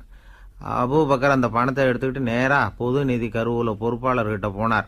இந்த பணத்தை பொது நிதியில் சேர்த்துருங்க, இது அதிகப்படியாக எனக்கு தரப்பட்டு வந்த ஊதியம், அடுத்த மாதத்திலேருந்து இந்த தொகையை குறைச்சிங்கன்னு வேற சொல்லிவிட்டாராம். பசியை தணிக்க தேவையான அளவு உணவு, ஒரு ஜோடி உடை, இதை தவிர கூடுதலாக மக்கள் பொது நிதியிலிருந்து வாங்கிக்கிறதுக்கு என் குடும்பத்தாருக்கு உரிமை இல்லை அப்படின்னு சொல்லி கண்டிப்பாக சொல்லிவிட்டாராம். அவர் வாங்கிட்டு வந்த இந்த குறைந்த ஊதியம் கூட அவர் மனசை உறுத்திக்கிட்டே இருந்தது. கடைசி நேரம் அவர் தம்முடைய மகள் ஆயிஷா அவர்கள் அழைச்சார். மகளே, இதுவரைக்கும் பொது நிதியிலிருந்து நான் வாங்கிட்டு வந்த தொகை என்னுடைய இதயத்தில் பாரமாக அழுத்திக்கிட்டு இருக்கு. என் தோட்டத்தை விற்று அதில் வர்ற பணத்திலிருந்து நான் இதுவரைக்கும் வாங்கிட்டு வந்த ஊதிய தொகையை கணக்கு போட்டு பொது நிதியில் சேர்த்துடு அப்படின்னாராம். பதவி ஏற்கிறதுக்கு முன்னாடி தன்கிட்ட இருந்ததை விட இப்போ கூடுதலாக என்ன சொத்து இருக்குன்னு பார்த்துருக்கார். ஒரு ஒட்டகம், ஒரு கோப்பை, ஒரு பணியாள். இதையும் அடுத்தபடியாக கலீஃபாவா வர்றவர்கிட்ட ஒப்படைச்சிருங்க அப்படின்னு விட்டாராம். அதே மாதிரி அடுத்து வந்த உமர்கிட்ட ஒப்படைச்சாங்க. அப்போ உமர் சொன்னாராம், அபூபக்கரே, இந்த முன்மாதிரியால் உங்களுக்கு பிறகு இந்த ஆட்சி பொறுப்பை ஏற்கிறவர்களை பெரும் நெருக்கடிக்கு ஆளாகி விட்டீங்க அப்படின்னு சொல்லி ரொம்ப கண் கலங்கினாராம். கடைசியாக அபூபக்கர் தன்னுடைய குடும்பத்தாருக்கு விட்டு சென்ற சொத்து ஒரு படுக்கை விரிப்பு, ஒரு போர்வை, அவ்வளவுதான். இது சிந்திக்க வேண்டிய ஒரு செய்தி. ஒரு ஊரில் ஒரு மன்னர் இருந்தாராம். அமைச்சர் அவர்கிட்ட சொன்னாராம், மன்னா, நம்ம ராஜ்யத்தில் இனிமே லஞ்ச ஊழலே இருக்காதுன்னாராம்.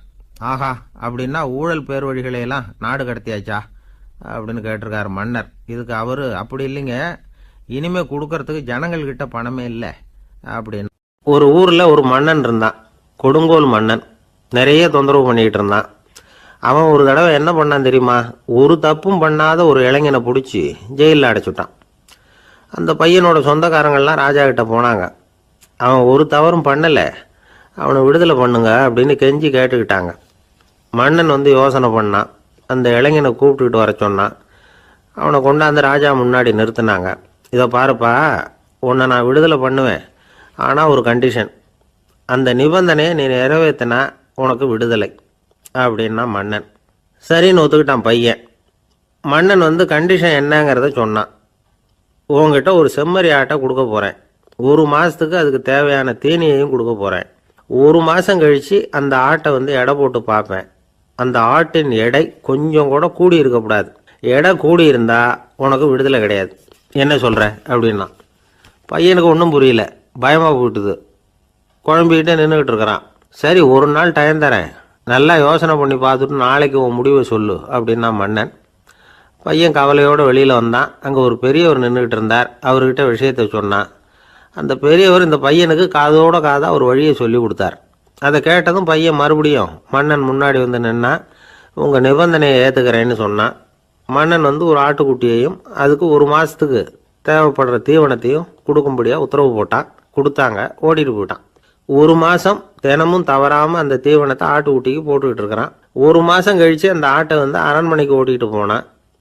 மன்னன் அதை எடை போட்டு பார்க்குறான். எடை கூடவே இல்லை, அப்படியே தான் இருக்குது. உடனே போட்ட நிபந்தனைப்படி அந்த இளைஞனை விடுதலை பண்ணிவிட்டான். சரி, ஆட்டுக்கு எடை கூடாமல் இருக்கிறதுக்கு அந்த பெரியவர் சொல்லி கொடுத்த யோசனை என்ன அப்படின்னா, அது வேற ஒன்றும் இல்லை. அந்த ஆட்டுக்கு எதிரில் அது கண்ணில் படுற மாதிரி ஒரு ஓநாயை கட்டி போட சொன்னார். அவ்வளவுதான். ஆட்டுக்கு ஓநாய்ங்கிறது பிறவி பகை. ஓநாயை பார்த்தா ஆடு நடுங்க ஆரம்பிச்சிரும், அவ்வளவு பயம். தினமும் அந்த ஆடு பயந்துக்கிட்டே தீனி சாப்பிட்டுது, எடை கூடல. அதுதான் ரகசியம். இது சின்ன பிள்ளைங்களுக்கான ஒரு கதை. இதிலேருந்து தெரிஞ்சிக்க வேண்டிய உண்மை என்னென்னா, நாமெல்லாம் சாப்பிட்றப்ப மனசும் உடம்பும் அமைதியாக இருக்கணும். அப்போ தான் அது உடம்புல விட்டும். அவசரத்துலேயும் பயத்துலையும் சாப்பிட்டா அது சரியாக ஜீரணம் ஆகாது. இன்னொரு ராஜா இருந்தார். அவரும் ஒரு இளைஞனை ஜெயிலில் அடைச்சி விட்டார். விடுதலை பண்ணணும்னா ஒரு கண்டிஷன்னார். என்னன்னு கேட்டான். ஒரு ஆட்டுக்குட்டியை அவன் முன்னாடி கொண்டாந்து நிறுத்துவேன், நீ அதுக்கிட்ட ஒரு கேள்வி கேட்கணும், அதுக்கு சரியான பதிலை சொல்லணும்.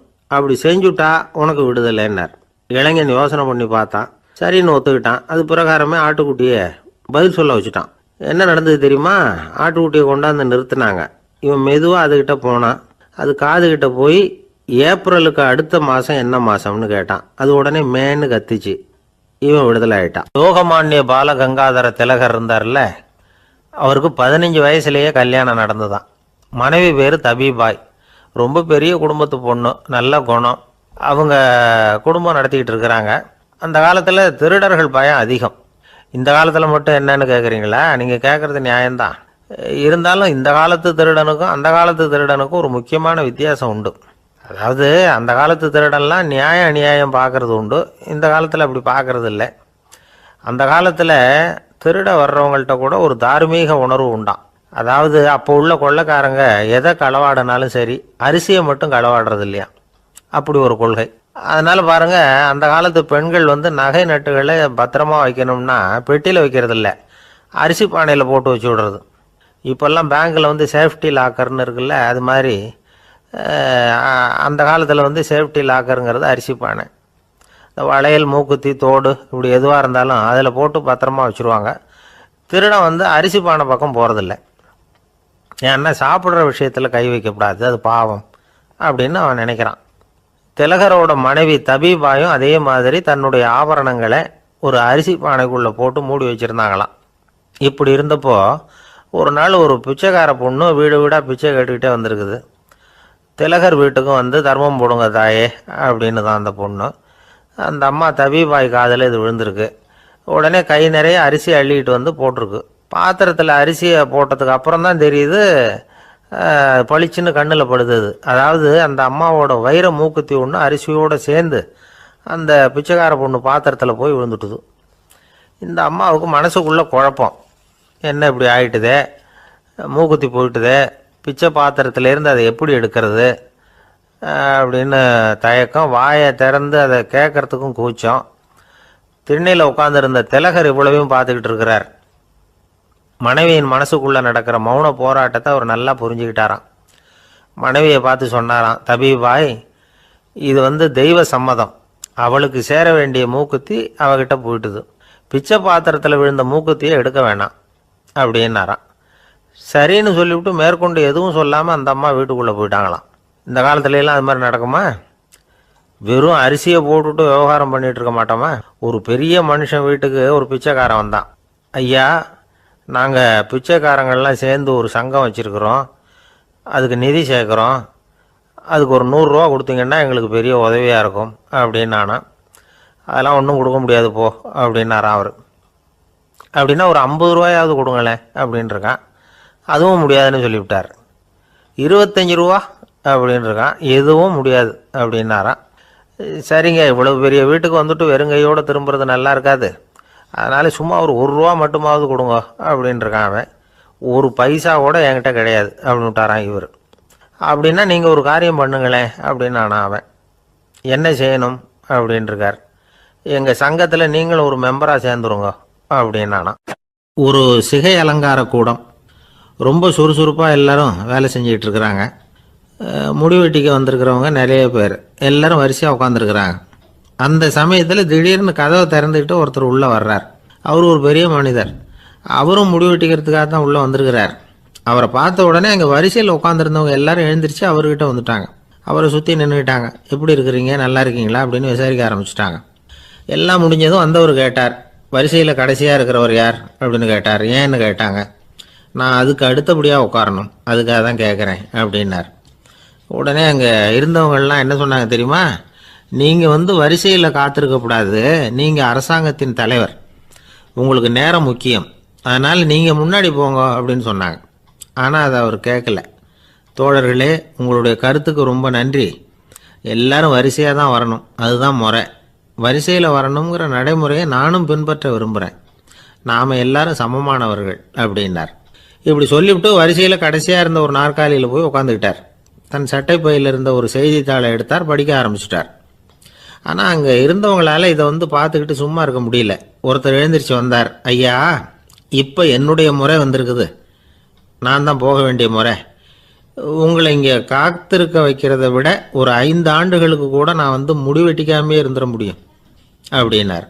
அவர் மறுபடியும் சொன்னார், ஐயா, நீங்கள் வரிசை முறையை தாண்டி போக விருப்பப்படல, சரி, ஆனால் என்னுடைய முறையை மாற்றி கொடுக்கறதுக்கு எனக்கு முழு உரிமை இருக்குது, இதுக்கு பதிலாக உங்களுடைய கடைசி இடத்த நான் எடுத்துக்கிறேன், இதை நீங்கள் மறுக்க முடியாதுன்னார். அங்கே இருந்த மற்றவங்களும் இதை ஒரு மனசாக வற்புறுத்த ஆரம்பிச்சிட்டாங்க. அந்த பெரிய மனிதர் பார்த்தார், சரின்னு கடைசியாக ஒத்துக்கிட்டார். அவர் யார் தெரியுமா? அவர் தான் மாவீரர் லெனின். ரஷ்யாவில் கிரெம்ளின் சிகை அலங்கார கூடத்தில் தான் இது நடந்தது. எல்லாரும் இந்நாட்டு மன்னர்கள்னு வாயளவில் பேசுகிறதுல என்ன பிரயோஜனம்? நாம் எல்லாரும் சமங்கிறத நடைமுறையில் கடைப்பிடிச்சி காட்டினவங்க கொஞ்சம் பேர் தான். அவங்களில் ஒருத்தர் தான் லெனின். வரிசையில் நின்று வர்றதுங்கிறது ஒரு சிறந்த பண்பு, உயர்ந்த பண்பு. இன்றைக்கி பல இடங்களில் அது நமக்கு தேவைப்படுது. ஒரு ரேஷன் கடைவாசல், கடை திறக்கிறதுக்கு முன்னாடியே எல்லோரும் வரிசையில் நின்றுட்டாங்க. கடைசியாக வந்த ஒருத்தர் க்யூவில் முன்னாடி போகிறதுக்கு முயற்சி பண்ணுறார். ஏற்கனவே நின்றுட்டு இருக்கிறவங்க அவரை முன்னாடி போகிறதுக்கு விட மாட்டேங்கிறாங்க. கடைசியாக போய் நில்லையா அப்படின்னு எல்லோரும் கத்துறாங்க. அதை அவர் காதில் வாங்கலை, முண்டி அடிச்சுக்கிட்டு முன்னாடி போகிறதுக்கே முயற்சி பண்ணிகிட்டு இருக்கிறார். எல்லாரும் சேர்ந்து அவரை வலுக்கட்டாயமாக இழுத்து கொண்டாந்து பின்னாடி கொண்டு போய் நிறுத்திவிட்டாங்க. நிறுத்திவிட்டு சொன்னாங்க, அதை பாருப்பா, நாங்கள் இருக்கிற வரைக்கும் நீங்கள் முன்னாடி போய் எதையும் வாங்க முடியாது, தெரிஞ்சுக்கோ அப்படின்னாங்க. இப்போ அந்த ஆள் சொன்னாராம், நான் இங்கே பின்னாடி நிற்கிற வரைக்கும் நீங்களும் எதுவும் வாங்க முடியாது அப்படின்னாராம். ஏன்னு கேட்டிருக்கிறாங்க. நான் தான் அந்த கடையை திறக்க வேண்டிய ஆள் அப்படின்னா. கணவன் மனைவி அன்பாக இருக்கணும், ஒருத்தர் நல்லா புரிஞ்சுக்கணும், விட்டு கொடுக்குற மனப்பான்மை வேணும், அதுதான் ஒரு நல்ல குடும்பம். இன்றைக்கி பல குடும்பங்களில் அர்த்தமில்லாத சண்டைகள் தான் அதிகம். கிராமப்புறங்களில் வேடிக்கையாக ஒரு கதை சொல்லுவாங்க. ஒரு ஊரில் ஒரு ஆள் இருந்தான், வேலை வெட்டி இல்லாமல் சும்மாவே இருந்தான். அவனுக்கு கல்யாணம் பண்ணி வச்சாங்களாம். மனைவி வந்து சேர்ந்தா. சும்மாவே உட்காந்துருக்கிறியே, ஏதாவது சம்பாதிக்கிற வழியை பாரு அப்படின்ட்டுருக்கா. அதுக்கு தான் யோசனை பண்ணிகிட்டு இருக்கிறேன், ஒரு அருமையான ஐடியா அப்படின்னு நானா. என்ன அது சொல்லு அப்படின்ட்டுருக்கா. அவன் ஒரு ஆட்டுக்குட்டி வாங்க போகிறேன்ருக்கான். அதை வாங்கி என்ன பண்ண போகிறேன்னா, அந்த குட்டி வளரும், பெருசாகும், அதுக்கப்புறம் அது நிறைய குட்டி போடும் அப்படின்ட்டுருக்கான். சரி, அப்புறம் என்ன, அதையெல்லாம் சந்தையில் கொண்டுட்டு போய் விற்றுவிட்டு அந்த காசுக்கு ஒரு எருவு மாடு வாங்கலாம். சரி, அது எதுக்கு? எருவு மாடு நிறைய பால் கொடுக்கும், அதை கொண்டுகிட்டு போய் பால் பண்ணையில் கொடுப்பேன், அல்லது நானே விற்றுருவேன், கை நிறைய காசு கிடைக்கும். அதுக்கப்புறம் ஒரு பசுமாடு வாங்குவேன், பாலையும் விற்கலாம், நாமளும் காய் போட்டு சாப்பிட்லாம், இப்படிலாம் சொல்லியிருக்கான். அப்போ அந்த பொண்ணு சொல்லிச்சான், அடுத்த தெருவில் இருக்கிற எங்கள் அம்மா வீட்டுக்கும் கொஞ்சம் பால் கொடுத்து அனுப்பலாம் அப்படின்ட்டுருக்கான் அந்த பொண்ணு. இந்த இடத்துல கணவனுக்கு கோபம் வந்துட்டுது. அது எப்படி உங்கள் அம்மா வீட்டுக்கு எதுக்கு கொடுக்கணும், அதெல்லாம் முடியாதுன்றிருக்கான். இந்த இடத்துல சண்டை ஆரம்பமாயிட்டுது. கொஞ்ச நேரத்தில் 2 பேரும் சத்தம் போட ஆரம்பிச்சிட்டாங்க. கடுமையான சண்டை நடக்கிறத பக்கத்து வீட்டுக்காரன் காதில் வாங்கினான். அவன் ஓடியாந்தான். அவனுக்கு தெரியும், வாங்காத மாட்டுக்காக இப்படி சண்டை போட்டுக்கிட்டு இருக்கிறாங்கங்கிறது அவனுக்கு புரியும். அவன் ஓடி வந்து சொன்னான், ஏண்டா உன்னோட பசுமாட்டை ஒழுங்காக கட்டி போடக்கூடாதான்ருக்கான். என்னடா சொல்கிறேன்னா, இவன் உன் மாடு என் தோட்டத்தில் வந்து மேய்ஞ்சுட்டுது, பயிரெலாம் நாசமாயிட்டுது, 10,000 ரூபா அளவுக்கு சேதம், அதை வாங்கிட்டு போகிறதுக்கு தான் வந்தேன், குடுறா 10,000 நானா. இவன் அரண்டு போயிட்டான். அப்புறம் சொன்னான், டே நான் இன்னும் மாடே வாங்கலையே, அதுக்குள்ளே அது வந்து எப்படிடா உன் தோட்டத்தில் மேயும், என்னடா உளர்றேன்ருக்கான். நீ தாண்டா இப்போ உளறிக்கிட்டு இருக்க, மாடே வாங்கலை, அதுக்குள்ளே எப்படிடா வந்து உன்னுடைய மனைவி அவங்க அம்மா வீட்டுக்கு பால் கொடுத்து அனுப்ப முடியும் அப்படின்னு அவன் கேட்டானா. நம்மளுக்கு இப்போ தான் புத்தி வந்துதான், அர்த்தமே இல்லாத சண்டை போட்டுக்கிட்டு இருக்கிறோம் அப்படிங்கிறத அவன் புரிஞ்சுக்கிட்டானான். இது நம்ம முன்னோர்கள் சொல்லியிருக்கிற ஒரு கதை. சண்டையில் தான் அர்த்தம் இல்லையே தவிர கதையில் அர்த்தம் உண்டு. அதாவது இல்லாத விஷயங்களுக்காக சண்டை போட்டுக்கிட்டு இல்லறத்தை வீணாக்கிக்கிட்டு இருக்கிற மனிதர்கள் இன்றைக்கு நிறைய பேர் இருக்கிறாங்க. ஒருத்தன் தன்னுடைய மனைவியை பற்றி மாமனார்கிட்ட புகார் சொன்னானா, மாமா உங்கள் பொண்ணு அர்த்தமில்லாத சண்டை போடுறா, எதுக்கு எடுத்தாலும் எடுத்து எறிஞ்சு பேசுகிறா அப்படின்ட்டுருக்கான். நீ எப்படி மாப்பிள்ளை அதை சமாளிக்கிற அப்படின்னு கேட்டிருக்காரு அவர். அவள் எடுத்தெறியறது என் மேலே படாமல் ஒதுங்கி நின்றுக்கிறேன் அப்படின்னு நானா. ஆசைப்படுறதுல தப்பு இல்லை, ஆனால் அந்த ஆசை தேவைக்கு தகுந்த மாதிரி இருக்கணும். தேவைக்கு மீறிய ஆசைகள் இருக்குது பாருங்கள், அது தேவையில்லை. இந்த கருத்தை வலியுறுத்தது மாதிரி ஒரு கதை உண்டு. தேவேந்திரனுக்கு திடீர்னு வீடு கட்டணும்னு ஒரு ஆசை வந்து தான். வீடுன்னா நாம் கட்டுற மாதிரி இல்லை. தேவேந்திரன் வீடுன்னா சும்மாவா, ஒரு பிரம்மாண்டமான அரண்மனை கட்டணும். அது மாதிரி இந்த 3 லோகத்துலேயும் ஒரு அரண்மனை கிடையாது அப்படின்னு எல்லாரும் சொல்லணும். இது அவனோட ஆசை. உடனே தேவ தச்சரான விஸ்வகர்மாவை கூப்பிட்டான், உத்தரவு போட்டான். விஸ்வகர்மா தன்னுடைய உதவியாளர்களை எல்லாம் கூப்பிட்டு ஒன்றா சேர்த்துக்கிட்டார். படாத பாடுபட்டு ஒரு பெரிய அரண்மனையை கட்டி முடித்தார். கட்டி முடிக்க 1000 வருஷம் ஆச்சு. தேவேந்திரன் வந்து பார்க்குறான். அவனுக்கு திருப்தி ஏற்படலை. என்னுடைய அந்தஸ்துக்கு இது ரொம்ப சாதாரணமான கட்டிடம், இதை விட இன்னும் பெருசாக கட்டு அப்படின்னா. தேவ தச்சர் திணறி போயிட்டார். அவரால் அதுக்கு மேலே எதுவும் செய்ய முடியல. என்ன பண்ணுறதுன்னு யோசனை பண்ணார். நேராக நாரதர் காலில் போய் விழுந்தார். நீங்கள் தான் என்னை இந்த பிரச்சனையிலேருந்து காப்பாற்றணும்னார். நாரதர் யோசனை பண்ணார். சரி கவலைப்படாதேன்னார். நேராக இந்திரன்கிட்ட போனார். இந்திரன் வந்து நாரதரை பார்த்த உடனே வாங்கன்னு கூட்டிகிட்டு போய் அரண்மனையை காட்டினான். இது மாதிரி ஒரு அரண்மனையை நீங்கள் வேறு எங்கேயாவது பார்த்துருக்குறீங்களா அப்படின்னு ரொம்ப பெருமையாக கேட்டான். நான் பார்த்ததில்ல, ஆனால் என்னை விட வயசில் மூத்தவர் மகரிஷி லோமேசர், அவர் ஒரு வேளை பார்த்துருக்கிறாரா என்னமோ அப்படின்னார். உடனே அவரை மனசில் நினச்சி தியானம் பண்ணினார். அடுத்த கணம் லோமேசர் அங்கே வந்தார். இடையில் ஒரு சின்ன துண்டு, கையில் ஒரு கமண்டலம், தலையில் ஒரு பாய், அவ்வளவுதான் அவர்கிட்ட இருந்தது. எதுக்காக தலையில் எந்த பாய் அப்படின்னு கேட்டான் இந்திரன். என்ன மாதிரி அற்ப ஆயுள் உள்ள ஒரு ஜீவன் தனியாக வீடு கட்டிக்கிட்டு திண்டாடணுமா? இந்த பாய் தான் ஒரு வீடு மாதிரி எனக்கு நிழல் கொடுக்குது அப்படின்னார் அவர். என்னது, உங்களுக்கு வந்து அவ்வளவு கொஞ்சமான ஆயுளா அப்படின்னு ஆச்சரியத்தோடு கேட்டான் இந்திரன். ஆமாம், இதை பாரு, என்னுடைய மார்பில் ஒரு பொற்காசு அளவுக்கு ரோமம் உதிர்ந்துட்டுது. எப்போ என் உடம்புல உள்ள எல்லா ரோமமும் உதிர்ந்துருமோ அப்போ என்னுடைய ஆயுள் முடியும் அப்படின்னார். எப்போ அந்த ரோமங்கள் பூரா உதிரும்னு கேட்டான் இவன். ஒரு பிரம்மா மறைஞ்சதும் ஒரு ரோமம் உதிரும். என் உடம்புல உள்ள ரோமங்களின் எண்ணிக்கை எவ்வளவோ அவ்வளவு பிரம்மாக்கள் தோன்றி அவங்க ஆயுள் முடியும் பொழுது என் உடம்புல உள்ள ரோமங்கள் பூரா உதிரும் அப்படின்னார். அப்படின்னா ஒரு பிரம்மாவோட ஆயுள் எவ்வளவு காலம்னு கேட்டான். ஒரு பிரம்மாவுக்கு 100 தேவ வருஷம். ஒவ்வொரு தேவ வருஷத்துக்கும் 365 தேவ நாள். ஒவ்வொரு தேவ நாள்லேயும் ஒன்றை மாதிரி 14 இந்திரர்கள் தோன்றி மறைகிறாங்க அப்படின்னு மகரிஷி லோமேசர் சொல்கிறார். இதை கேட்டதும் இந்திரன் ஆடி போயிட்டான். அவ்வளவு ஆயுள் உள்ள இவரே அற்ப ஆயுள்னு சொல்கிறார். நான் என்னுடைய ஆயுளை பெருசாக நினச்சிக்கிட்டு பிரம்மாண்டமான அரண்மனை கட்டணும்னு ஆசைப்படுறேனே அப்படின்னு நினச்சான். எனக்கு வீடு கட்டின வரைக்கும் போதும்னு விட்டான். அதனால் நாமெல்லாம் நம்முடைய தேவைக்கு தகுந்த மாதிரி ஆசைப்படுறது தான் நியாயம். ஆனால் அப்படியே நடந்துக்கிறோம். மனுஷன் கடவுளையே ஏமாற்றி காசு வாங்கிறதுக்குள்ள ஆசைப்படுறான். ஒருத்தன் கடவுளை நினச்சி தவம் இருந்தான். கடவுள் நேரில் வந்தார். தேவலோகத்தில் ரூபாய்க்கெல்லாம் என்ன மதிப்புன்னு கேட்டான். அங்கெல்லாம் ரூபாய்ங்கிறது உங்கள் பணத்தில் 1 கோடி ரூபாய்க்கு சமம். அதாவது தேவலோகத்தில் 1 ரூபான்னா இங்கே 1 கோடி ரூபா. அது மாதிரி எங்களுக்கு ஒரு நாளுங்கிறது உங்கள் கணக்கில் 1 கோடி வருஷத்துக்கு சமம் அப்படின்னார் கடவுள். அப்படின்னா எனக்கு நீங்கள் அதிகமாக எதுவும் தர வேணாம், உங்கள் கணக்குப்படி ஒரே 1 ரூபா கொடுங்க, அது போதும்னா இவன் ரொம்ப சாமர்த்தியமாக.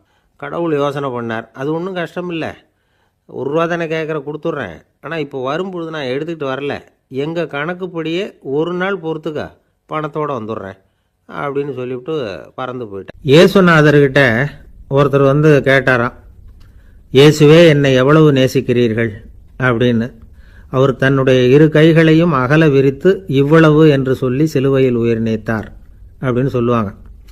அதாவது அந்த நேசிப்புக்கு எல்லை கிடையாது, அதே போல் மன்னிப்புக்கும் எல்லை கிடையாது.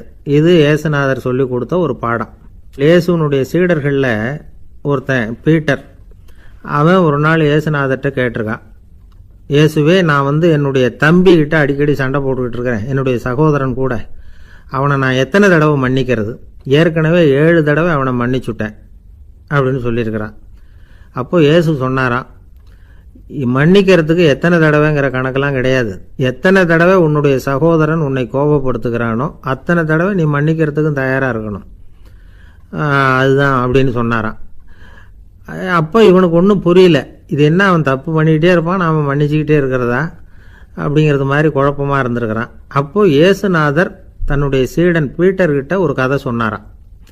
அந்த கதை இன்றைக்கு நாம் எல்லாரும் சிந்தித்து பார்க்க வேண்டிய ஒரு கதை. அதாவது மன்னிப்பை விரும்புகிறவர்கள் மன்னிக்கவும் தயாராக இருக்க வேண்டும் அப்படிங்கிறது தான் அந்த கதையினுடைய தத்துவம். அந்த இயேசுநாதர் சொன்ன கதை என்னென்னா, ஒரு மன்னர் இருந்தார். அவர் ஒரு நாள் அரண்மனையில் உட்காந்து கணக்கு வழக்குகள்லாம் பார்த்துக்கிட்டு இருந்தார். நம்ம அரண்மனையிலேருந்து யார் யார் அரசாங்க கடன் வாங்கியிருக்கிறாங்க, யார் யார் திருப்பி செலுத்தியிருக்கிறாங்க அப்படிங்கிற விவரத்தையெல்லாம் பார்த்துக்கிட்டு இருந்தார். அப்போ தான் புரிஞ்சுது, அந்த அரண்மனையில் வேலை செய்கிற ஒருத்தனே அரசாங்க கடன் வாங்கியிருக்கிறான். எவ்வளவு? 10,000 பொற்காசுகள் வாங்கியிருக்கான் கடன். இந்த 10,000 பொற்காசுகளை திருப்பி செலுத்தலை அரசாங்கத்துக்கு.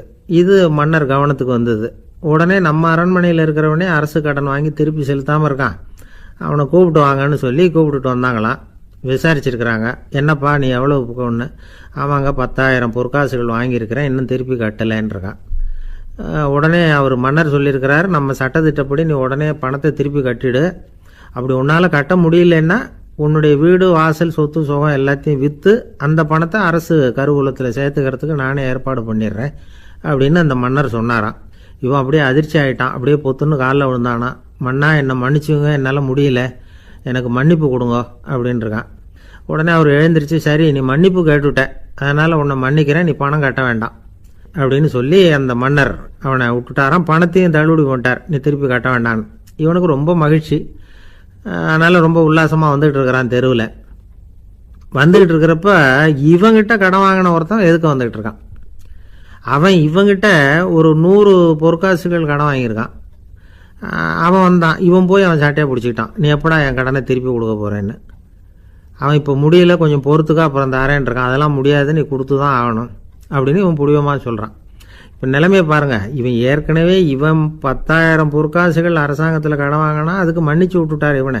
ஆனால் இவன் இன்னொருத்தனை மன்னிக்கிறதுக்கு தயாராக இல்லை. இவங்கிட்ட கடன் வாங்கின இன்னொருத்தன் 10 பொற்காசுகள், அவனை மன்னிக்க தயாராக இல்லை. அவனை கொண்டு போய் நீதிமன்றத்தில் கொண்டு போய் நிறுத்தி தண்டனை வாங்கி கொடுத்துட்டான். நீதிபதி என்ன சொன்னார், அந்த இவன் வாங்கின பொற்காசுகளை திருப்பி கட்டுற வரைக்கும் ஜெயிலில் இருக்கணுங்கிறது தீர்ப்பு. ஆனால் உடனே அரசர் காதில் விழுந்தது. சொல்லிட்டாங்க, உங்ககிட்ட மன்னிப்பு வாங்கிட்டு போனானே ஒருத்தன், அவன் இன்னொருத்தனை மன்னிக்கிறதுக்கு தயாராக இல்லை, அவனை கொண்டு போய் ஜெயிலில் அடைச்சிட்டான் அப்படின்னு. உடனே மன்னர் பார்த்தார், இவனை மறுபடியும் கூப்பிட்டு வர சொன்னார். ஜபாரப்பா, நான் உன்னை மன்னிச்சு விட்டேன், ஆனால் நீ இன்னொருத்தனை மன்னிக்கிறதுக்கு தயாராக இல்லை. அதனால் என்னுடைய தீர்ப்பையும் மாத்துறேன், நீயும் அரசு கடன் தீர்ற வரைக்கும் ஜெயிலில் தான் இருக்கணும் அப்படின்னு சொல்லி ஜெயிலுக்கு அனுப்பிச்சிட்டாராம். இப்படி ஒரு கதையை இயேசுநாதர் தன்னுடைய சீடருக்கு சொன்னதாக ஒரு வரலாறு. அது என்ன, அதுலேருந்து நாம் புரிந்து கொள்ள வேண்டியதுன்னா, நாம் மன்னிக்கப்படணும்னு நாம் விரும்புகிறோம்னா நாம் இன்னொருத்தரை மன்னிக்கிறதுக்கு தயாராக இருக்கணும். அதனால் நாம் இன்னொருத்தரை யாரையும் மன்னிக்க மாட்டோம், ஆனால் என்ன இன்னொருத்தரை மன்னிக்கணும் அப்படிங்கிறது மாதிரி செய்யக்கூடாதுன்னு சொல்லுவாங்க. அது மாதிரி நாம் இப்போ இது தப்பாக புரிஞ்சுக்கிறவங்களும் இருக்கிறாங்க. பாவம் மன்னிப்புங்கிறதுலாம் எதுக்குன்னா, அதாவது மறுபடியும் பாவம் செய்யாமல் இருக்கிறதுக்காக தான். அதான் மன்னிக்கிறாரே அப்படிங்கிறதுக்காக மறுபடியும் பாவம் பண்ணிகிட்டு இருக்கிறது இல்லை. அதான் ஒருத்தர் கேட்டாராம், பாவத்திலேருந்து மன்னிப்பு கிடைக்கணும்னா நீ என்ன செய்யணும் அப்படின்னு கேட்டிருக்கார். அதுக்கு அவன் சொல்லியிருக்கிறான், நான் முதல்ல பாவம் செய்யணும், அப்போ தானே மன்னிப்பு கிடைக்கும் அப்படின்னு நானா. ஒரு நாள் ஒரு தகப்பனார் தன்னுடைய பிள்ளையை அழைச்சிட்டு வந்தார். சார், இவன் சரியாக படிக்க மாட்டேங்கிறான், பெரியவங்களை மதிக்க மாட்டேங்கிறான், நீங்கள் கொஞ்ச நாள் இவனுக்கு குருவாக இருந்து நல்ல விஷயங்களை சொல்லி கொடுத்தா தேவையில்லைன்னார். பெரியவங்களையே மதிக்காதவன் எப்படி என்ன மதிக்க போகிறான் அப்படிங்கிறது நமக்கு யோசனை வரும் இல்லையா? வேணாங்க, என்னை விட்டுருங்க அப்படின்னோம். அவர் விட மாட்டேன்னு விட்டார். இல்லைன்னா அவரே சிஷ்யன் ஆகிடுவார் போல இருந்தது. சரி, வேறு வழி இல்லாமல் அந்த பையனையே என்னுடைய சீடனை ஏற்றுக்கிட்டு உபதேசமெல்லாம் பண்ண ஆரம்பித்தோம். அதாவது குரு பக்தின்னா அது எப்படி இருக்கணுங்கிறத பற்றி சொல்லி கொடுத்தோம் அவனுக்கு. சதமகர் அப்படின்னு ஒரு குரு இருந்தார். அவருக்கு ஒரு சீடன். அவன் பேர் துளசி சைதன்யன், நைஷ்டிக பிரம்மச்சாரி. தன்னுடைய குருவுக்கு எந்த நேரத்தில் எது தேவைங்கிறத புரிஞ்சுக்கிட்டு சேவை செய்கிறவன். ஆனால் இவனை பற்றி மற்ற சீடர்களுக்கு பொறாமை வந்துட்டுது. இவன் மட்டும் இப்படி இருக்கானேன்னு உடனே குருக்கிட்ட போய் கோல் மூட்டினாங்க. அவன் சரியில்லை, அவன் நடந்துக்கிறது சரியில்லை, அப்படி இப்படின்னு எதையாவது சொல்லி. இருந்தாலும் இதையெல்லாம் அந்த குரு நம்பலை. அவருக்கு தெரியும் யார் யார் எப்படின்னு. துளசி சைதன்யன் பெருமையை மற்ற சீடர்களுக்கு உணர்த்தணும் அப்படின்னு நினைச்சார். அதுக்கு ஒரு வழி பண்ணார். ஒரு நாள் சீடர்களை எல்லாம் கூப்பிட்டுக்கிட்டு ஒரு காட்டு வழியாக போய்கிட்டு இருந்தார். அங்கே ஒரு பெரிய மலை அருவி கொட்டிக்கிட்டு இருந்தது. குரு சீடர்கள் பக்கம் திரும்பினார். இந்த மலையின் மேலே இருந்து அந்த படுபாதாளத்தில் குதிக்கிறதுக்கு உங்களில் யார் தயார் அப்படின்னு கேட்டார். ஒரு சீடனும் ஆய திறக்கலை, ஒதுங்கி நின்றுக்கிட்டாங்க. பின்னாடி மூட்டை முடிச்சோடு வந்துக்கிட்டு இருந்தான் துளசி சைதன்யன். அவனை பார்த்தார். தபாருப்பா, நீ மேலே இருந்து அந்த அருவியில் குதி அப்படின்னார். அப்படியே செய்கிறேன் சுவாமின்னா ஓடி போய் பொத்துன்னு குதிச்சுட்டான். அடுத்த கணமே குருநாதர் தன்னுடைய யோக சக்தியால் பறந்து போய் அவன் கீழே விழுந்துடாமல் தாங்கி பிடிச்சி கொண்டுகிட்டு வந்துட்டார். மற்ற சீடர்களுக்கெல்லாம் ஒரு மாதிரி ஆயிட்டுது. அடுத்தபடியாக என்ன பண்ணலாம்னு யோசித்தாங்க இவனை மாட்டி விடுறதுக்கு. ஒரு நாள் வெத்தலை அடிக்கிற ஒரு சின்ன உரலையும் உலக்கையையும் எடுத்து ஒளிய வச்சுட்டாங்க. சதமகர் சன்னியாசி இல்லை, அவர் வெத்தலை போடுவார். பல்லு சரியில்லை, அதனால் இடித்து தான் வெத்தலையை போடணும். திடீர்னு வெத்தலை பாக்கு கேட்டார். வழக்கமாக உரலில் இடித்து தர்றது தான் துளசியின் பழக்கம். உரலை தேடினா கிடைக்கல, என்ன பண்ணுறது? குரு கேட்டுவிட்டாரே, குரு சேவை தானே முக்கியம். என்ன பண்ணால் வெத்தலை பாக்க தன்னுடைய வாயில் போட்டு முன்னு அதை எடுத்து அவர்கிட்ட கொடுத்துட்டான். குரு எதையோ படிச்சுக்கிட்டே அதை வாங்கி வாயில் போட்டுக்கிட்டார். துளசி இன்னைக்கு தாம்பூலம் நல்லா இடிக்கப்பட்டிருக்கு, ருசியாக வேற இருக்குது, அதை இடித்த பாத்திரத்தை என் கண்ணால் பார்க்கணும்னு ஆசையாக இருக்குன்னு விட்டார். அதை மட்டும் அனுப்பி போய் நீ வர வேண்டான்னு வேற சொல்லிவிட்டார். இதை கேட்டதும் துளசி தவிச்சு போயிட்டான். இவன் போகாமல் எப்படி வாயை மட்டும் அனுப்பி வைக்க முடியும்? இவன் தவிக்கிறத பார்த்ததும் மற்ற சீடர்களுக்கெல்லாம் மனசுக்குள்ளே ரொம்ப சந்தோஷம். துளசி கொஞ்சமும் யோசிக்கலை. வாழை எடுத்தான், தன்னுடைய தலையவே அப்படியே அறுத்து வெட்டி எடுத்தான். இன்னொரு சீடங்கிட்ட கொடுத்துட்டான், எடுத்துகிட்டு போன்னு சொல்லி. கொண்டுகிட்டு போய் குரு முன்னாடி வைக்கிறாங்க. அந்த தலையில் வாய் திறந்துருக்கு, வெத்தலை போட்டு முன்னு இருந்தது, தெரிஞ்சு போச்சு, சிவப்பாக இருந்தது. அவனுடைய குரு பக்தியை இப்போ எல்லாரும் ஒத்துக்கிட்டாங்க. அதுக்கப்புறம் குரு சதமகர் தன்னுடைய அற்புத திறமையினால் அந்த தலையை மறுபடியும் ஒட்ட வச்சுட்டார்.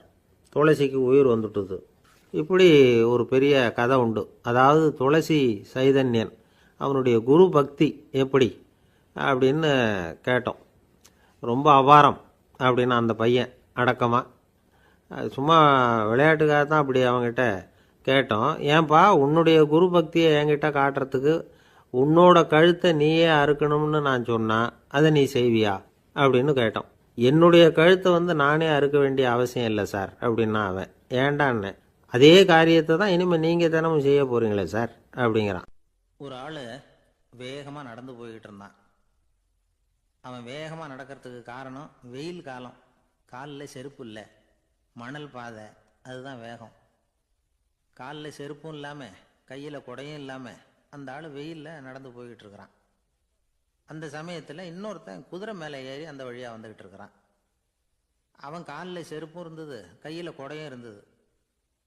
நடந்து போய்கிட்டு இருந்தவன் அந்த குதிரை ஆசாமியை பார்த்து கேட்டான், ஐயா, நீங்களும் குதிரை மேலே உட்காந்துக்கிட்டு போய்கிட்டு இருக்கிறீங்க, அப்படி இருக்கிறப்போ உங்களுக்கு அந்த செருப்பு என்னத்துக்கு?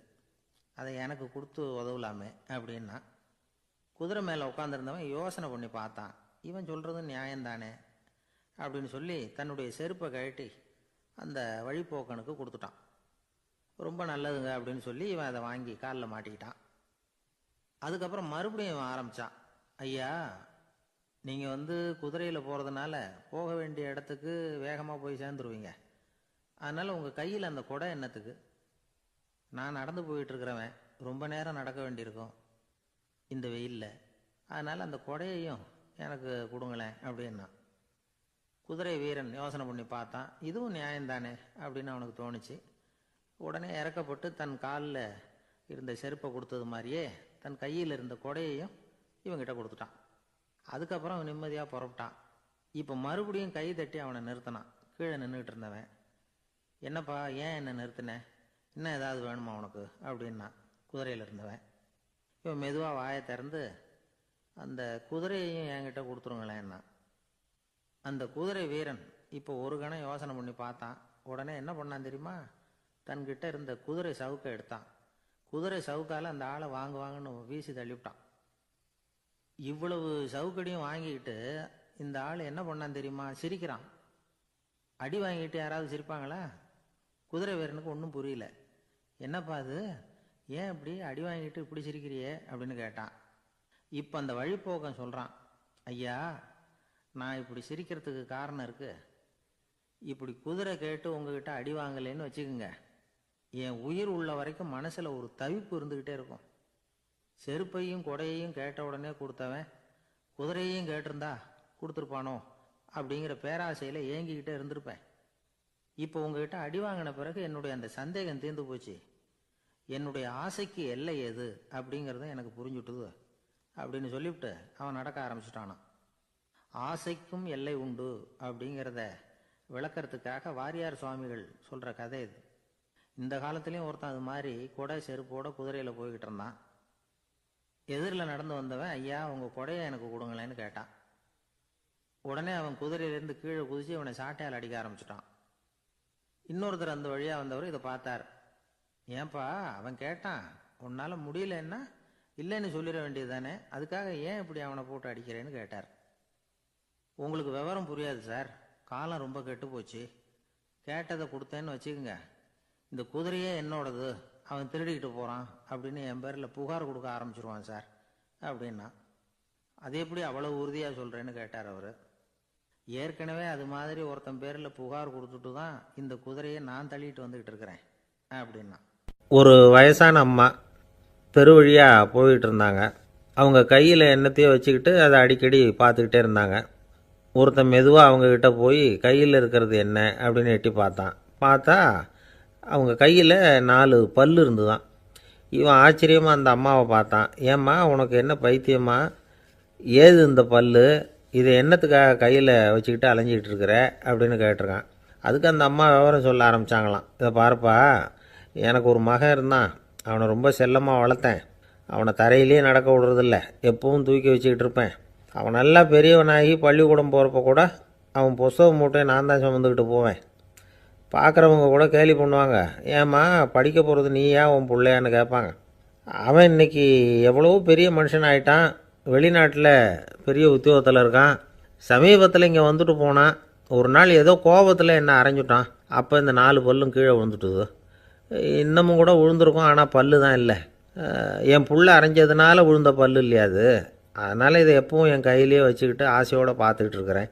அவன் தான் வெளிநாட்டுக்கு போட்டான், அவனை பார்க்க முடியாத ஏக்கத்தை நான் இந்த பல்லை பார்த்து போக்கிக்கிறேன் அப்படின்னு நாங்களாம் அந்த அம்மா. இந்த கதை எதுக்காகன்னா, தாய் அன்பு அப்படிங்கிறது எப்படிப்பட்டதுங்கிறத புரிஞ்சுக்கிறதுக்காக. கல்யாணம் ஆனதுக்கு அப்புறம் தாயை மறந்து விடுறவங்க எத்தனை பேர் இந்த உலகத்தில்? அவங்க காதில் வேணுங்கிறதுக்காக தான் இந்த தகவல். ஆனால் ஒரு விஷயம் மட்டும் நல்லா புரிஞ்சுக்கணும், தாயை மதிக்க தெரிஞ்சவங்க தான் இன்றைக்கி வந்து வாழ்க்கையில் எல்லா விதத்துலேயும் முன்னுக்கு வந்திருக்கிறாங்க. வேணும்னா விசாரித்து பார்த்துக்குங்க. இன்னொரு அம்மா இருந்தாங்க. அவங்க தினமும் ஒரு கோயிலுக்கு வருவாங்க. சாமியை பார்த்து, கடவுளே நான் இறந்து போனால் நரகத்துக்கு போகணும் அப்படின்னு வேண்டிக்குவாங்களாம். எல்லோரும் சொர்க்கத்துக்கு போகணும்னு தானே கடவுள்கிட்ட வேண்டிக்குவாங்க. இந்த அம்மா தினம் வந்து நான் நரகத்துக்கு போகணும் அப்படின்னு வேண்டிக்கிறாங்க. அங்கேருந்து அர்ச்சகருக்கு இது சந்தேகம். ஒரு நாள் அதை நேரடியாகவே அவங்கக்கிட்ட கேட்டுவிட்டார். அதுக்கு அந்த அம்மா பதில் சொன்னாங்களாம், ஐயா, எனக்கு கல்யாணம் ஆகி ரொம்ப நாள் வரைக்கும் குழந்தை பாக்கியம் இல்லாமல் இருந்தது. கோயில் குளம் எல்லாம் சுற்றி வந்தேன். ரொம்ப நாள் கழித்து ஒரு குழந்தை பிறந்தது, ஆண் குழந்தை. அவனை நான் ரொம்ப செல்லம் கொடுத்து வளர்த்தேன். அதோட விளைவு என்ன ஆச்சுன்னா, அவன் ரொம்ப மோசமாக ஆயிட்டான். கெட்ட பழக்க வழக்கம்லாம் கற்றுக்கிட்டான். அவன் இறந்து போனால் நிச்சயம் அவனுக்கு நரகம்தான் கிடைக்கும். அந்த அளவுக்கு கெட்டவன் அவன். அப்படிப்பட்ட காரியங்கள்லாம் பண்ணிகிட்ருக்கான், எனக்கு தெரியும். இவனுக்காக நரகத்தில் கூட யாரும் தயவு காட்ட மாட்டாங்க, தாட்சண்யம் காட்ட மாட்டாங்க. அதனால் இவனுக்கு முந்தி நான் இறந்து நரகத்துக்கு போயிட்டா அங்கே இவனை கவனிச்சிக்கலாமே, இவனுக்கு பணிவிடை செய்யலாமேன்னு பார்க்குறேன் அப்படின்னு நாங்களாம். அதனால தான் நான் நரகத்துக்கு போகணும்னு தினம் ஆண்டவனை வேண்டிகிட்டு இருக்கிறேன் அப்படின்னு கண்கலங்கி அந்த அம்மா சொன்னாங்களாம். அதுதான் தாய் உள்ளம்ங்கிறது. தாயின் பெருமையை வந்து சரியாக உணர்ந்துட்டா அவங்களுக்கு எப்பவும் எந்த கஷ்டமும் வராது. இது ஏதோ உபதேசத்துக்காக சொல்கிற வார்த்தை இல்லை, உண்மையான வார்த்தை. இந்த விவரத்தையெல்லாம் நண்பர் ஒருத்தர்கிட்ட சொல்லிக்கிட்டு இருந்தேன். அவர் கொஞ்ச நாள் கழித்து என்னை தேடி வந்தார். அவர் கையிலேயும் 4 பல்லு வச்சுருந்தார். என்னங்க ஆச்சு, ஏதுங்க இந்த பல்லு அப்படின்னு விசாரித்தோம். உங்கள் உபதேசத்தை கேட்டுவிட்டு இந்த உலகத்தில் எல்லாரையும் தாயாக நினைக்க ஆரம்பிச்சிட்டேன். ஒரு அம்மாவை கடத்தரில் பார்த்து தாயேன்னு கூப்பிட்டேன். அவங்க உடனே பலார்னு என்னை அரைஞ்சிட்டாங்க. பல்லு விழுந்துட்டுது. அதை தான் பொறுக்கி எடுத்துக்கிட்டு நேராக உங்களை தேடி வந்துக்கிட்டு இருக்கிறேன்னார். தாயேன்னு தானே கூப்பிட்டீங்க, அதுக்கு ஏன் அரைஞ்சாங்க அப்படின்னு கேட்டோம். நான் தாயேன்னு கூப்பிட்டது அவங்க காதில் நாயேன்னு விழுந்துட்டு தான், அதுதான் இப்படி ஆயிட்டுது அப்படின்னார். ஒரு குழந்தை பிறந்து 6 மாதத்தில் தான் சிரிக்க 6 வாரத்தில் சிரிக்க ஆரம்பிக்கலாம். நாமெல்லாம் பிறந்து 6வது வாரத்தில் சிரிக்க ஆரம்பிக்கிறோம். அது அந்த சிரிப்புங்கிறது நமக்கு இயற்கை கொடுத்துருக்கிற ஒரு இயல்பு தன்மை. சிரிப்பு ஒரு நாளைக்கு ஒரு குழந்தை 200 தடவை சிரிக்குதான். இது புள்ளி விவரம். ஒரு குழந்தை, நாமெல்லாம் 25 தடவை சிரிக்கிறோமா. அதுதான் இந்த ஹார்ட் அட்டாக் வர்றதுக்கு காரணமா டாக்டருக்கு ஒத்துவாருன்னு நினைக்கிறேன். இந்த மன இறுக்கம்தான் இதய நோயை உண்டு பண்ணுது. 200 தடவை சிரிச்சுக்கிட்டு இருக்கிற குழந்தை படிப்படியாக வந்து 25 தடவைக்கு வந்துட்டோம். 15 தடவை 25 தடவை. நாமெல்லாம் அப்படி குறையப்படாது. சிரிப்புக்கு வந்து இந்த ஜோக்கே தேவைப்படாது, இயல்பு தன்மை அது. அதாவது காலங்காலமாக சிரிக்கிறது ஒரு பாவமான செயல்னு நாம் போதிக்கப்பட்டு வந்திருக்கிறோம். ஒரு அதிகாரிக்கு முன்னாடி பியூனு சிரித்தா மரியாதை குறைச்சல், ஒரு கணவனுக்கு முன்னாடி மனைவி சிரித்தா மரியாதை குறைச்சல், ஒரு வாத்தியாருக்கு முன்னாடி பையன் சிரித்தா மரியாதை குறைச்சல், ஒரு முதலாளிக்கு முன்னாடி தொழிலாளி சிரித்தா மரியாதை குறைச்சல், இப்படி சொல்லி சொல்லி சிரிப்புங்கிறது ஏதோ மரியாதை குறைவான ஒரு செயல் அப்படின்னு போதிக்கப்பட்டு வந்ததுனால சிரிப்பு மரபு ரீதியாகவே நமக்குள்ளே சிறைப்பட்டு போச்சான். அப்போ அதனால் நம்ம சிரித்தா யாராவது தப்பாக நினச்சிருவாங்களோ அப்படிங்கிற எண்ணம் வந்துட்டு தான். அந்த சிறைப்பட்டிருக்கிற சிரிப்பை வெளியில் கொண்டு வர்றதுக்கு ஜோக்குன்னு ஒரு சாவியை போட வேண்டியிருக்கு, வேற ஒன்றும் இல்லை. ஜோக்குக்கும் சிரிப்புக்கும் சம்மந்தமே இல்லையா. ஏற்கனவே இருக்கிற சிரிப்பை வெளியில் கொண்டு வர்றதுக்கு ஒரு சாவி. அந்த இயல்புத்தன்மையை, மனிதனுடைய இயல்புத்தன்மையை வெளியில் கொண்டு வர்றோம். இல்லைன்னா அது சிறைப்பட்டிருக்குது, அது மன இறுக்கத்துக்கு காரணமாகுது. அந்த மன இறுக்கத்தை வச்சுக்கிட்டு எங்கே தியானம் பண்ணுறது நீங்கள்? அந்த இயல்புத்தன்மைக்கு மாறணும் அப்படிங்கிறது தான் சொல்லுவாங்க. சிரிப்புக்கு வந்து ஜோக்கு தேவைப்படாது. இப்போ ஒரு குழந்தை தொட்டிலில் படுத்துருக்கு, ஒரு கிளுகிழு ஆட்டுங்க, அது முகத்துக்கிட்ட இது சிரிக்கும். அது என்ன ஜோக்காது? வெறும் சத்தம். ஒரு சத்தமே சிரிப்பை உண்டு பண்ணுது பாருங்க, அதுதான் இயல்புத்தன்மை. ஒரு கிளுகிழுப்ப சத்தத்துக்கு குழந்தை சிரிக்குது இல்லை, அந்த சத்தம் வந்து சிரிப்பை உண்டு பண்ணுது. அதுதான் நாம் அப்படி இருக்கணும். ஆனால் அதே கிளுகிழுப்பே ஒரு தாத்தா மூஞ்சிக்கிட்ட ஆட்டங்க கோவம் வந்துடும் அடிப்பேன். அப்படி இருந்தவர் அப்படி ஆயிட்டார்.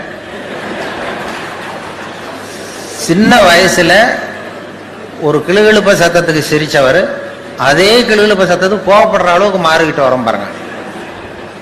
இப்படி மாறப்படாது. கையில குச்சி கிச்சிருந்தா எடுத்து அடிச்சிருவாரு நீங்க. அது அதனால வந்து இதய நோய் வரக்கூடாதுன்னு நினைக்கிறவங்க எல்லாம் சிரிக்க, அதாவது இயல்புத்தன்மை மாறாமல் இருக்கணுமா. நம்முடைய இயற்கை கொடுத்துருக்கிற அந்த இயல்புத்தன்மை மாறாம நம்மளை பார்த்துக்கணும் அப்படின்னு சொல்லுவாங்க. அந்த அதுதான் இயல்புத்தன்மை. இல்லைன்னா அது ரொம்ப கஷ்டப்படும் மனசு. அந்த மன இறுக்கம், இன்னைக்கு ஹார்ட் அட்டாக்குங்கிறது யாருக்கு வரலன்னா, இந்த இங்க இருக்கிற பெண்கள்லாம் கூட இனிமேல் ஒரு கிளுகிழு போய் வீட்டுக்கு போய் வாங்கி வச்சுங்க. யாராவது உங்க வீட்டுக்காரர் கோபமா வந்தாருன்னா அப்படி அப்படியே ஆட்டி பாருங்க. அவர் அவர் சிரிச்சுட்டாருன்னு வைங்க, கவலையே பட வேண்டாம். அவர் ஏதாவது கோவப்பட்டாருன்னா உடனே இசிஜி எடுத்து பார்க்கணும், பார்த்து சரியா இருக்கா. அதுதான் இப்போ மருத்துவம் சொல்லுகிற உண்மை. இதய நோய் வராத இருக்கிறவங்க யாருன்னா பைத்தியக்காரங்களுக்கு இது வரைக்கும் ஹார்ட் அட்டாக்கே வந்தது இல்லையா. டாக்டர்கள் தான் சொல்றாங்க, பைத்தியக்காரனுக்கு ஹார்ட் அட்டாக் இது வரைக்கும் வந்ததே இல்லை. அந்த பைத்தியத்தன்மை நமக்கு வேணுமா? ஏன் அவனுக்கு வர்றது இல்லைன்னா, நான் இப்போ இந்த நாட்டுக்கு பிரதம மந்திரி ஆகணும்னு நினைக்கிறேன்னு வைங்களேன், உடனே என் இருதயம் வேகமாக வேலை செய்ய ஆரம்பிச்சிருது. எப்படி எந்த கட்சியில் சேர்றது, எங்கே போய் நிற்கிறது, யாரை போய் பிடிக்கிறது, எப்படி பணம் செலவு பண்ணுறது, எப்படி டெல்லிக்கு போகிறது, எப்படி பிரதம மந்திரி ஆகிறதுன்னு என் இருதயம் வேகமாக துடிக்க ஆரம்பிச்சிருது. அந்த ஒரு துடிப்புக்கும் இன்னொரு துடிப்புக்கும் நடுவில் இருக்கிற ஓய்வை நான் குறைச்சிடுறேன். நான் பிரதம மந்திரி ஆகணும்னா இவ்வளவு அவஸ்தைப்பட வேண்டியிருக்கு. ஒரு பைத்தியக்காரன் பிரதம மந்திரி ஆகணும்னா அவன் ஆனதாவே நினைச்சிடறான்.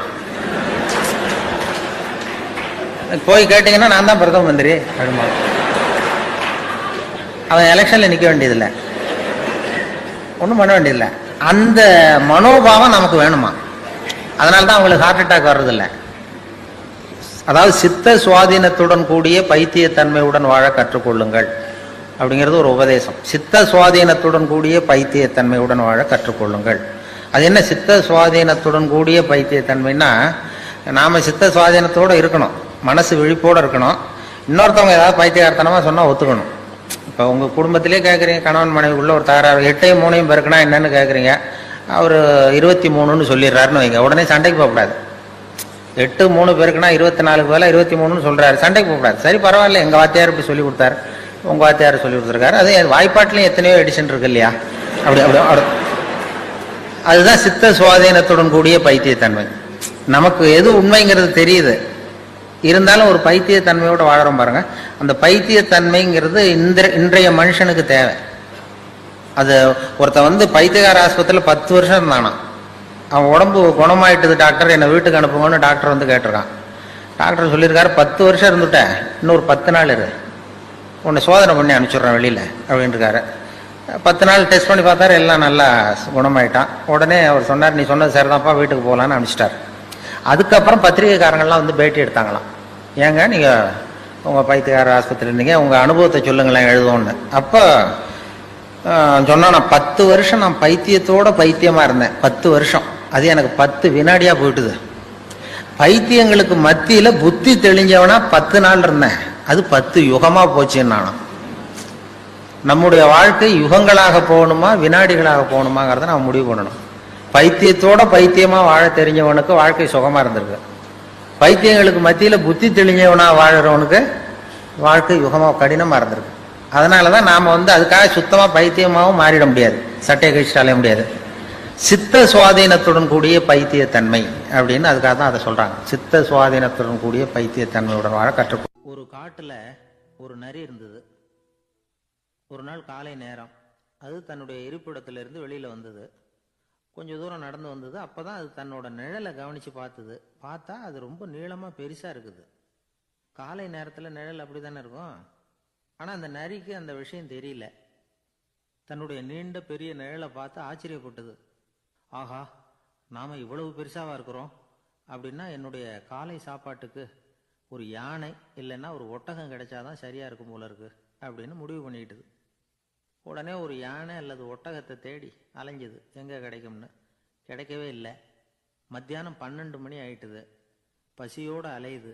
இப்ப தன்னோட நிழலை பார்த்தது. அது மத்தியான நிழல் எப்படி இருக்கும், அது ரொம்பவும் குறுகி போய் தெரிஞ்சுது. உடனே அந்த நரி என்ன நினைச்சுக்கிட்டு தான் தெரியுமா, காலை ஆகாரம் சாப்பிடாததுனால நம்ம உடம்பு இப்படி அழைச்சி போட்டுதே அப்படின்னு நினைச்சுக்கிட்டு தான். கொஞ்ச நேரம் கழிச்சு மறுபடியும் தன்னுடைய நிழலை பார்க்குது. அது இன்னமும் குறுகி போய் காலடியிலேயே வந்துட்டுது. அதுக்கு பயமா போயிடுது. ஐயையோ, இன்னும் கொஞ்ச நேரத்துல நாம இறந்துருவோம் போல இருக்க, இப்ப என்ன செய்யறது?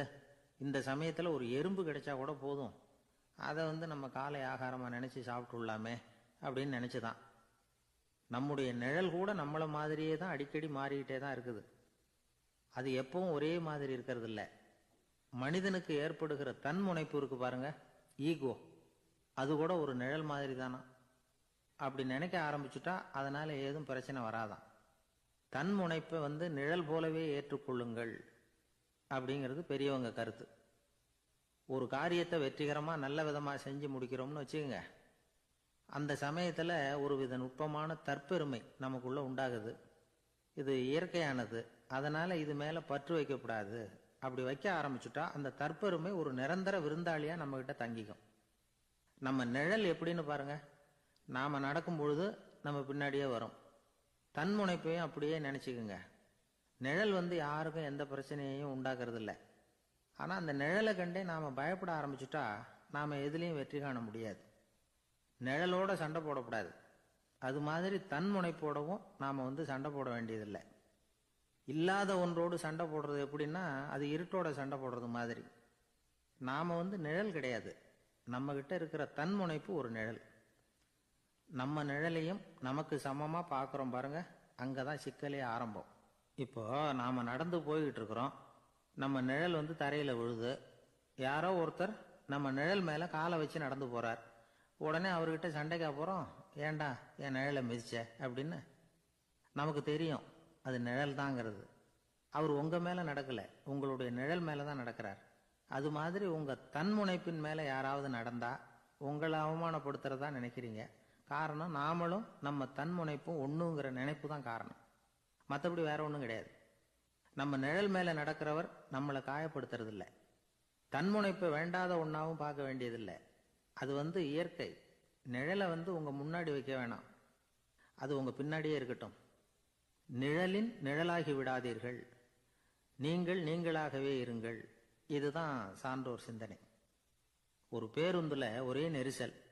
ஒருத்தர் பக்கத்தில் நின்றுகிட்டு இருந்தவர்கிட்ட ரொம்ப பணிவாக விசாரிச்சார், ஏன் சார் நீங்கள் ஏதாவது பெரிய உத்தியோகத்தில் இருக்கிறீங்களா அப்படின்னார்.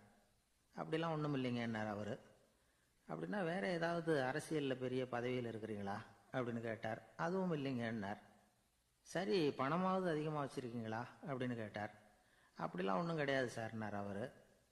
அப்புறம் எதுக்குடா என் காலை மிதிச்சுக்கிட்டு இருக்கிற, எடுறா காலை அப்படின்னாராம் இவர்.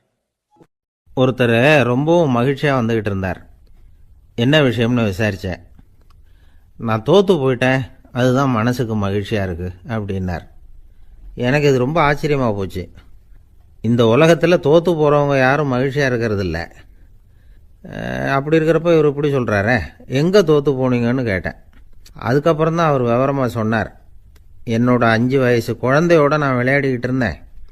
அந்த விளையாட்டில் என் குழந்தை ஜெயிச்சு விட்டுது, நான் தோற்று போயிட்டேன் அப்படின்னார் ரொம்ப உற்சாகமாக. நான் யோசித்து பார்த்தேன். அதாவது நாம் சின்ன குழந்தையாக இருக்கிறப்போ எந்த விளையாட்டில் கலந்துக்கிட்டாலும் அதில் நாம் தான் ஜெயிக்கணும்னு ஒரு வெறி நமக்குள்ளே இருக்கும். நம்மளை எதிர்த்து விளையாடுறவர் நல்லவரா கெட்டவரா, பெரியவரா சின்னவரா அப்படிங்கிறதெல்லாம் முக்கியம் கிடையாது. அவர் தோற்று போகணும், நாம் ஜெயிக்கணும், அதுதான் முக்கியம். எதிரியை சந்தோஷப்படுத்த விளையாடுகிற கலை அப்போ நமக்கு தெரியறதில்ல. வாழ்க்கையில் ஒரு பக்குவம் வந்ததுக்கு அப்புறம் வெற்றி பெறணுங்கிற மன அழுத்தம் போயிடுது. போட்டியில் ஜெயிக்கணுங்கிறத விட குழந்தையை சந்தோஷப்படுத்தணுங்கிறது முக்கியமாக போச்சு. ஜெயிக்கணுங்கிற வெறி ஓடி போட்டுது. ஒரு குழந்தையாக இருந்தப்போ நம்ம வளர்ச்சிக்கு உதவிய வெறி பெரியவனானதுக்கு பிறகு நமக்கு எதிரியாக மாறுது. அதை சரியான சமயத்தில் நாம் புரிஞ்சுக்கிட்டோம்னா போதும், நாம் பொழைச்சிக்கலாம். ஒவ்வொரு மனுஷனுமே வாழ்க்கையோட அடுத்த கட்ட வளர்ச்சியில் அடி எடுத்து வைக்கிற நேரத்தில் தன்கிட்ட இருந்து ஏதோ ஒரு குணத்தை அல்லது தன் குணம் இருந்த ஏதோ ஒரு உறவை நாம் இழக்கத்தான் வேண்டியிருக்குது. ஒரு கட்டம் வரைக்கும் உதவியாக இருந்த குணம் அடுத்த கட்டத்துக்கு தடையாக கூட மாறிடலாம். இந்த பரிமாண மாற்றத்துக்கு உள்ளாகிற ஒவ்வொருத்தரும் பிரத்யட்சமாக இதை உணர்றாங்க. ஆனால் பல பேர் எப்படின்னா, பழசை திறந்துவிட்டு புதிய கொள்கைகளை உருவாக்கிக்கிறதுக்கு இஷ்டம் இல்லாமல் இருந்துடுறாங்க, அல்லது அப்படி செய்ய முடியாமல் தவிக்கிறாங்க.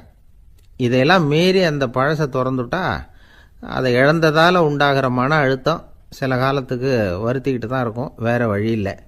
ஆரோக்கியமான ஒரு முன்னேற்றத்துக்காக அந்த மன அழுத்தத்தை தாங்கிக்கத்தான் வேணும் அப்படிங்கிறாரு அந்த உலக புகழ்பெற்ற மேதை ஒருத்தர், இந்த ஸ்காட் பெக் அப்படிங்கிறவர். பிறந்த நாள் முதல் இதுதான் சரி அப்படின்னு கற்பிக்கப்பட்டு வந்த ஒவ்வொரு தத்துவத்தையும் தங்களுடைய வளர்ச்சிக்கு தகுந்த மாதிரி மாற்றி அர்த்தப்படுத்தி கொள்ள முடியாமல் வாழ்க்கை சூழலில் அப்படியே அரைப்பட்டு தூளாகிறவர்கள் தான் ரொம்ப தவிக்கிறாங்களாம். இதுதான் அவருடைய கருத்து.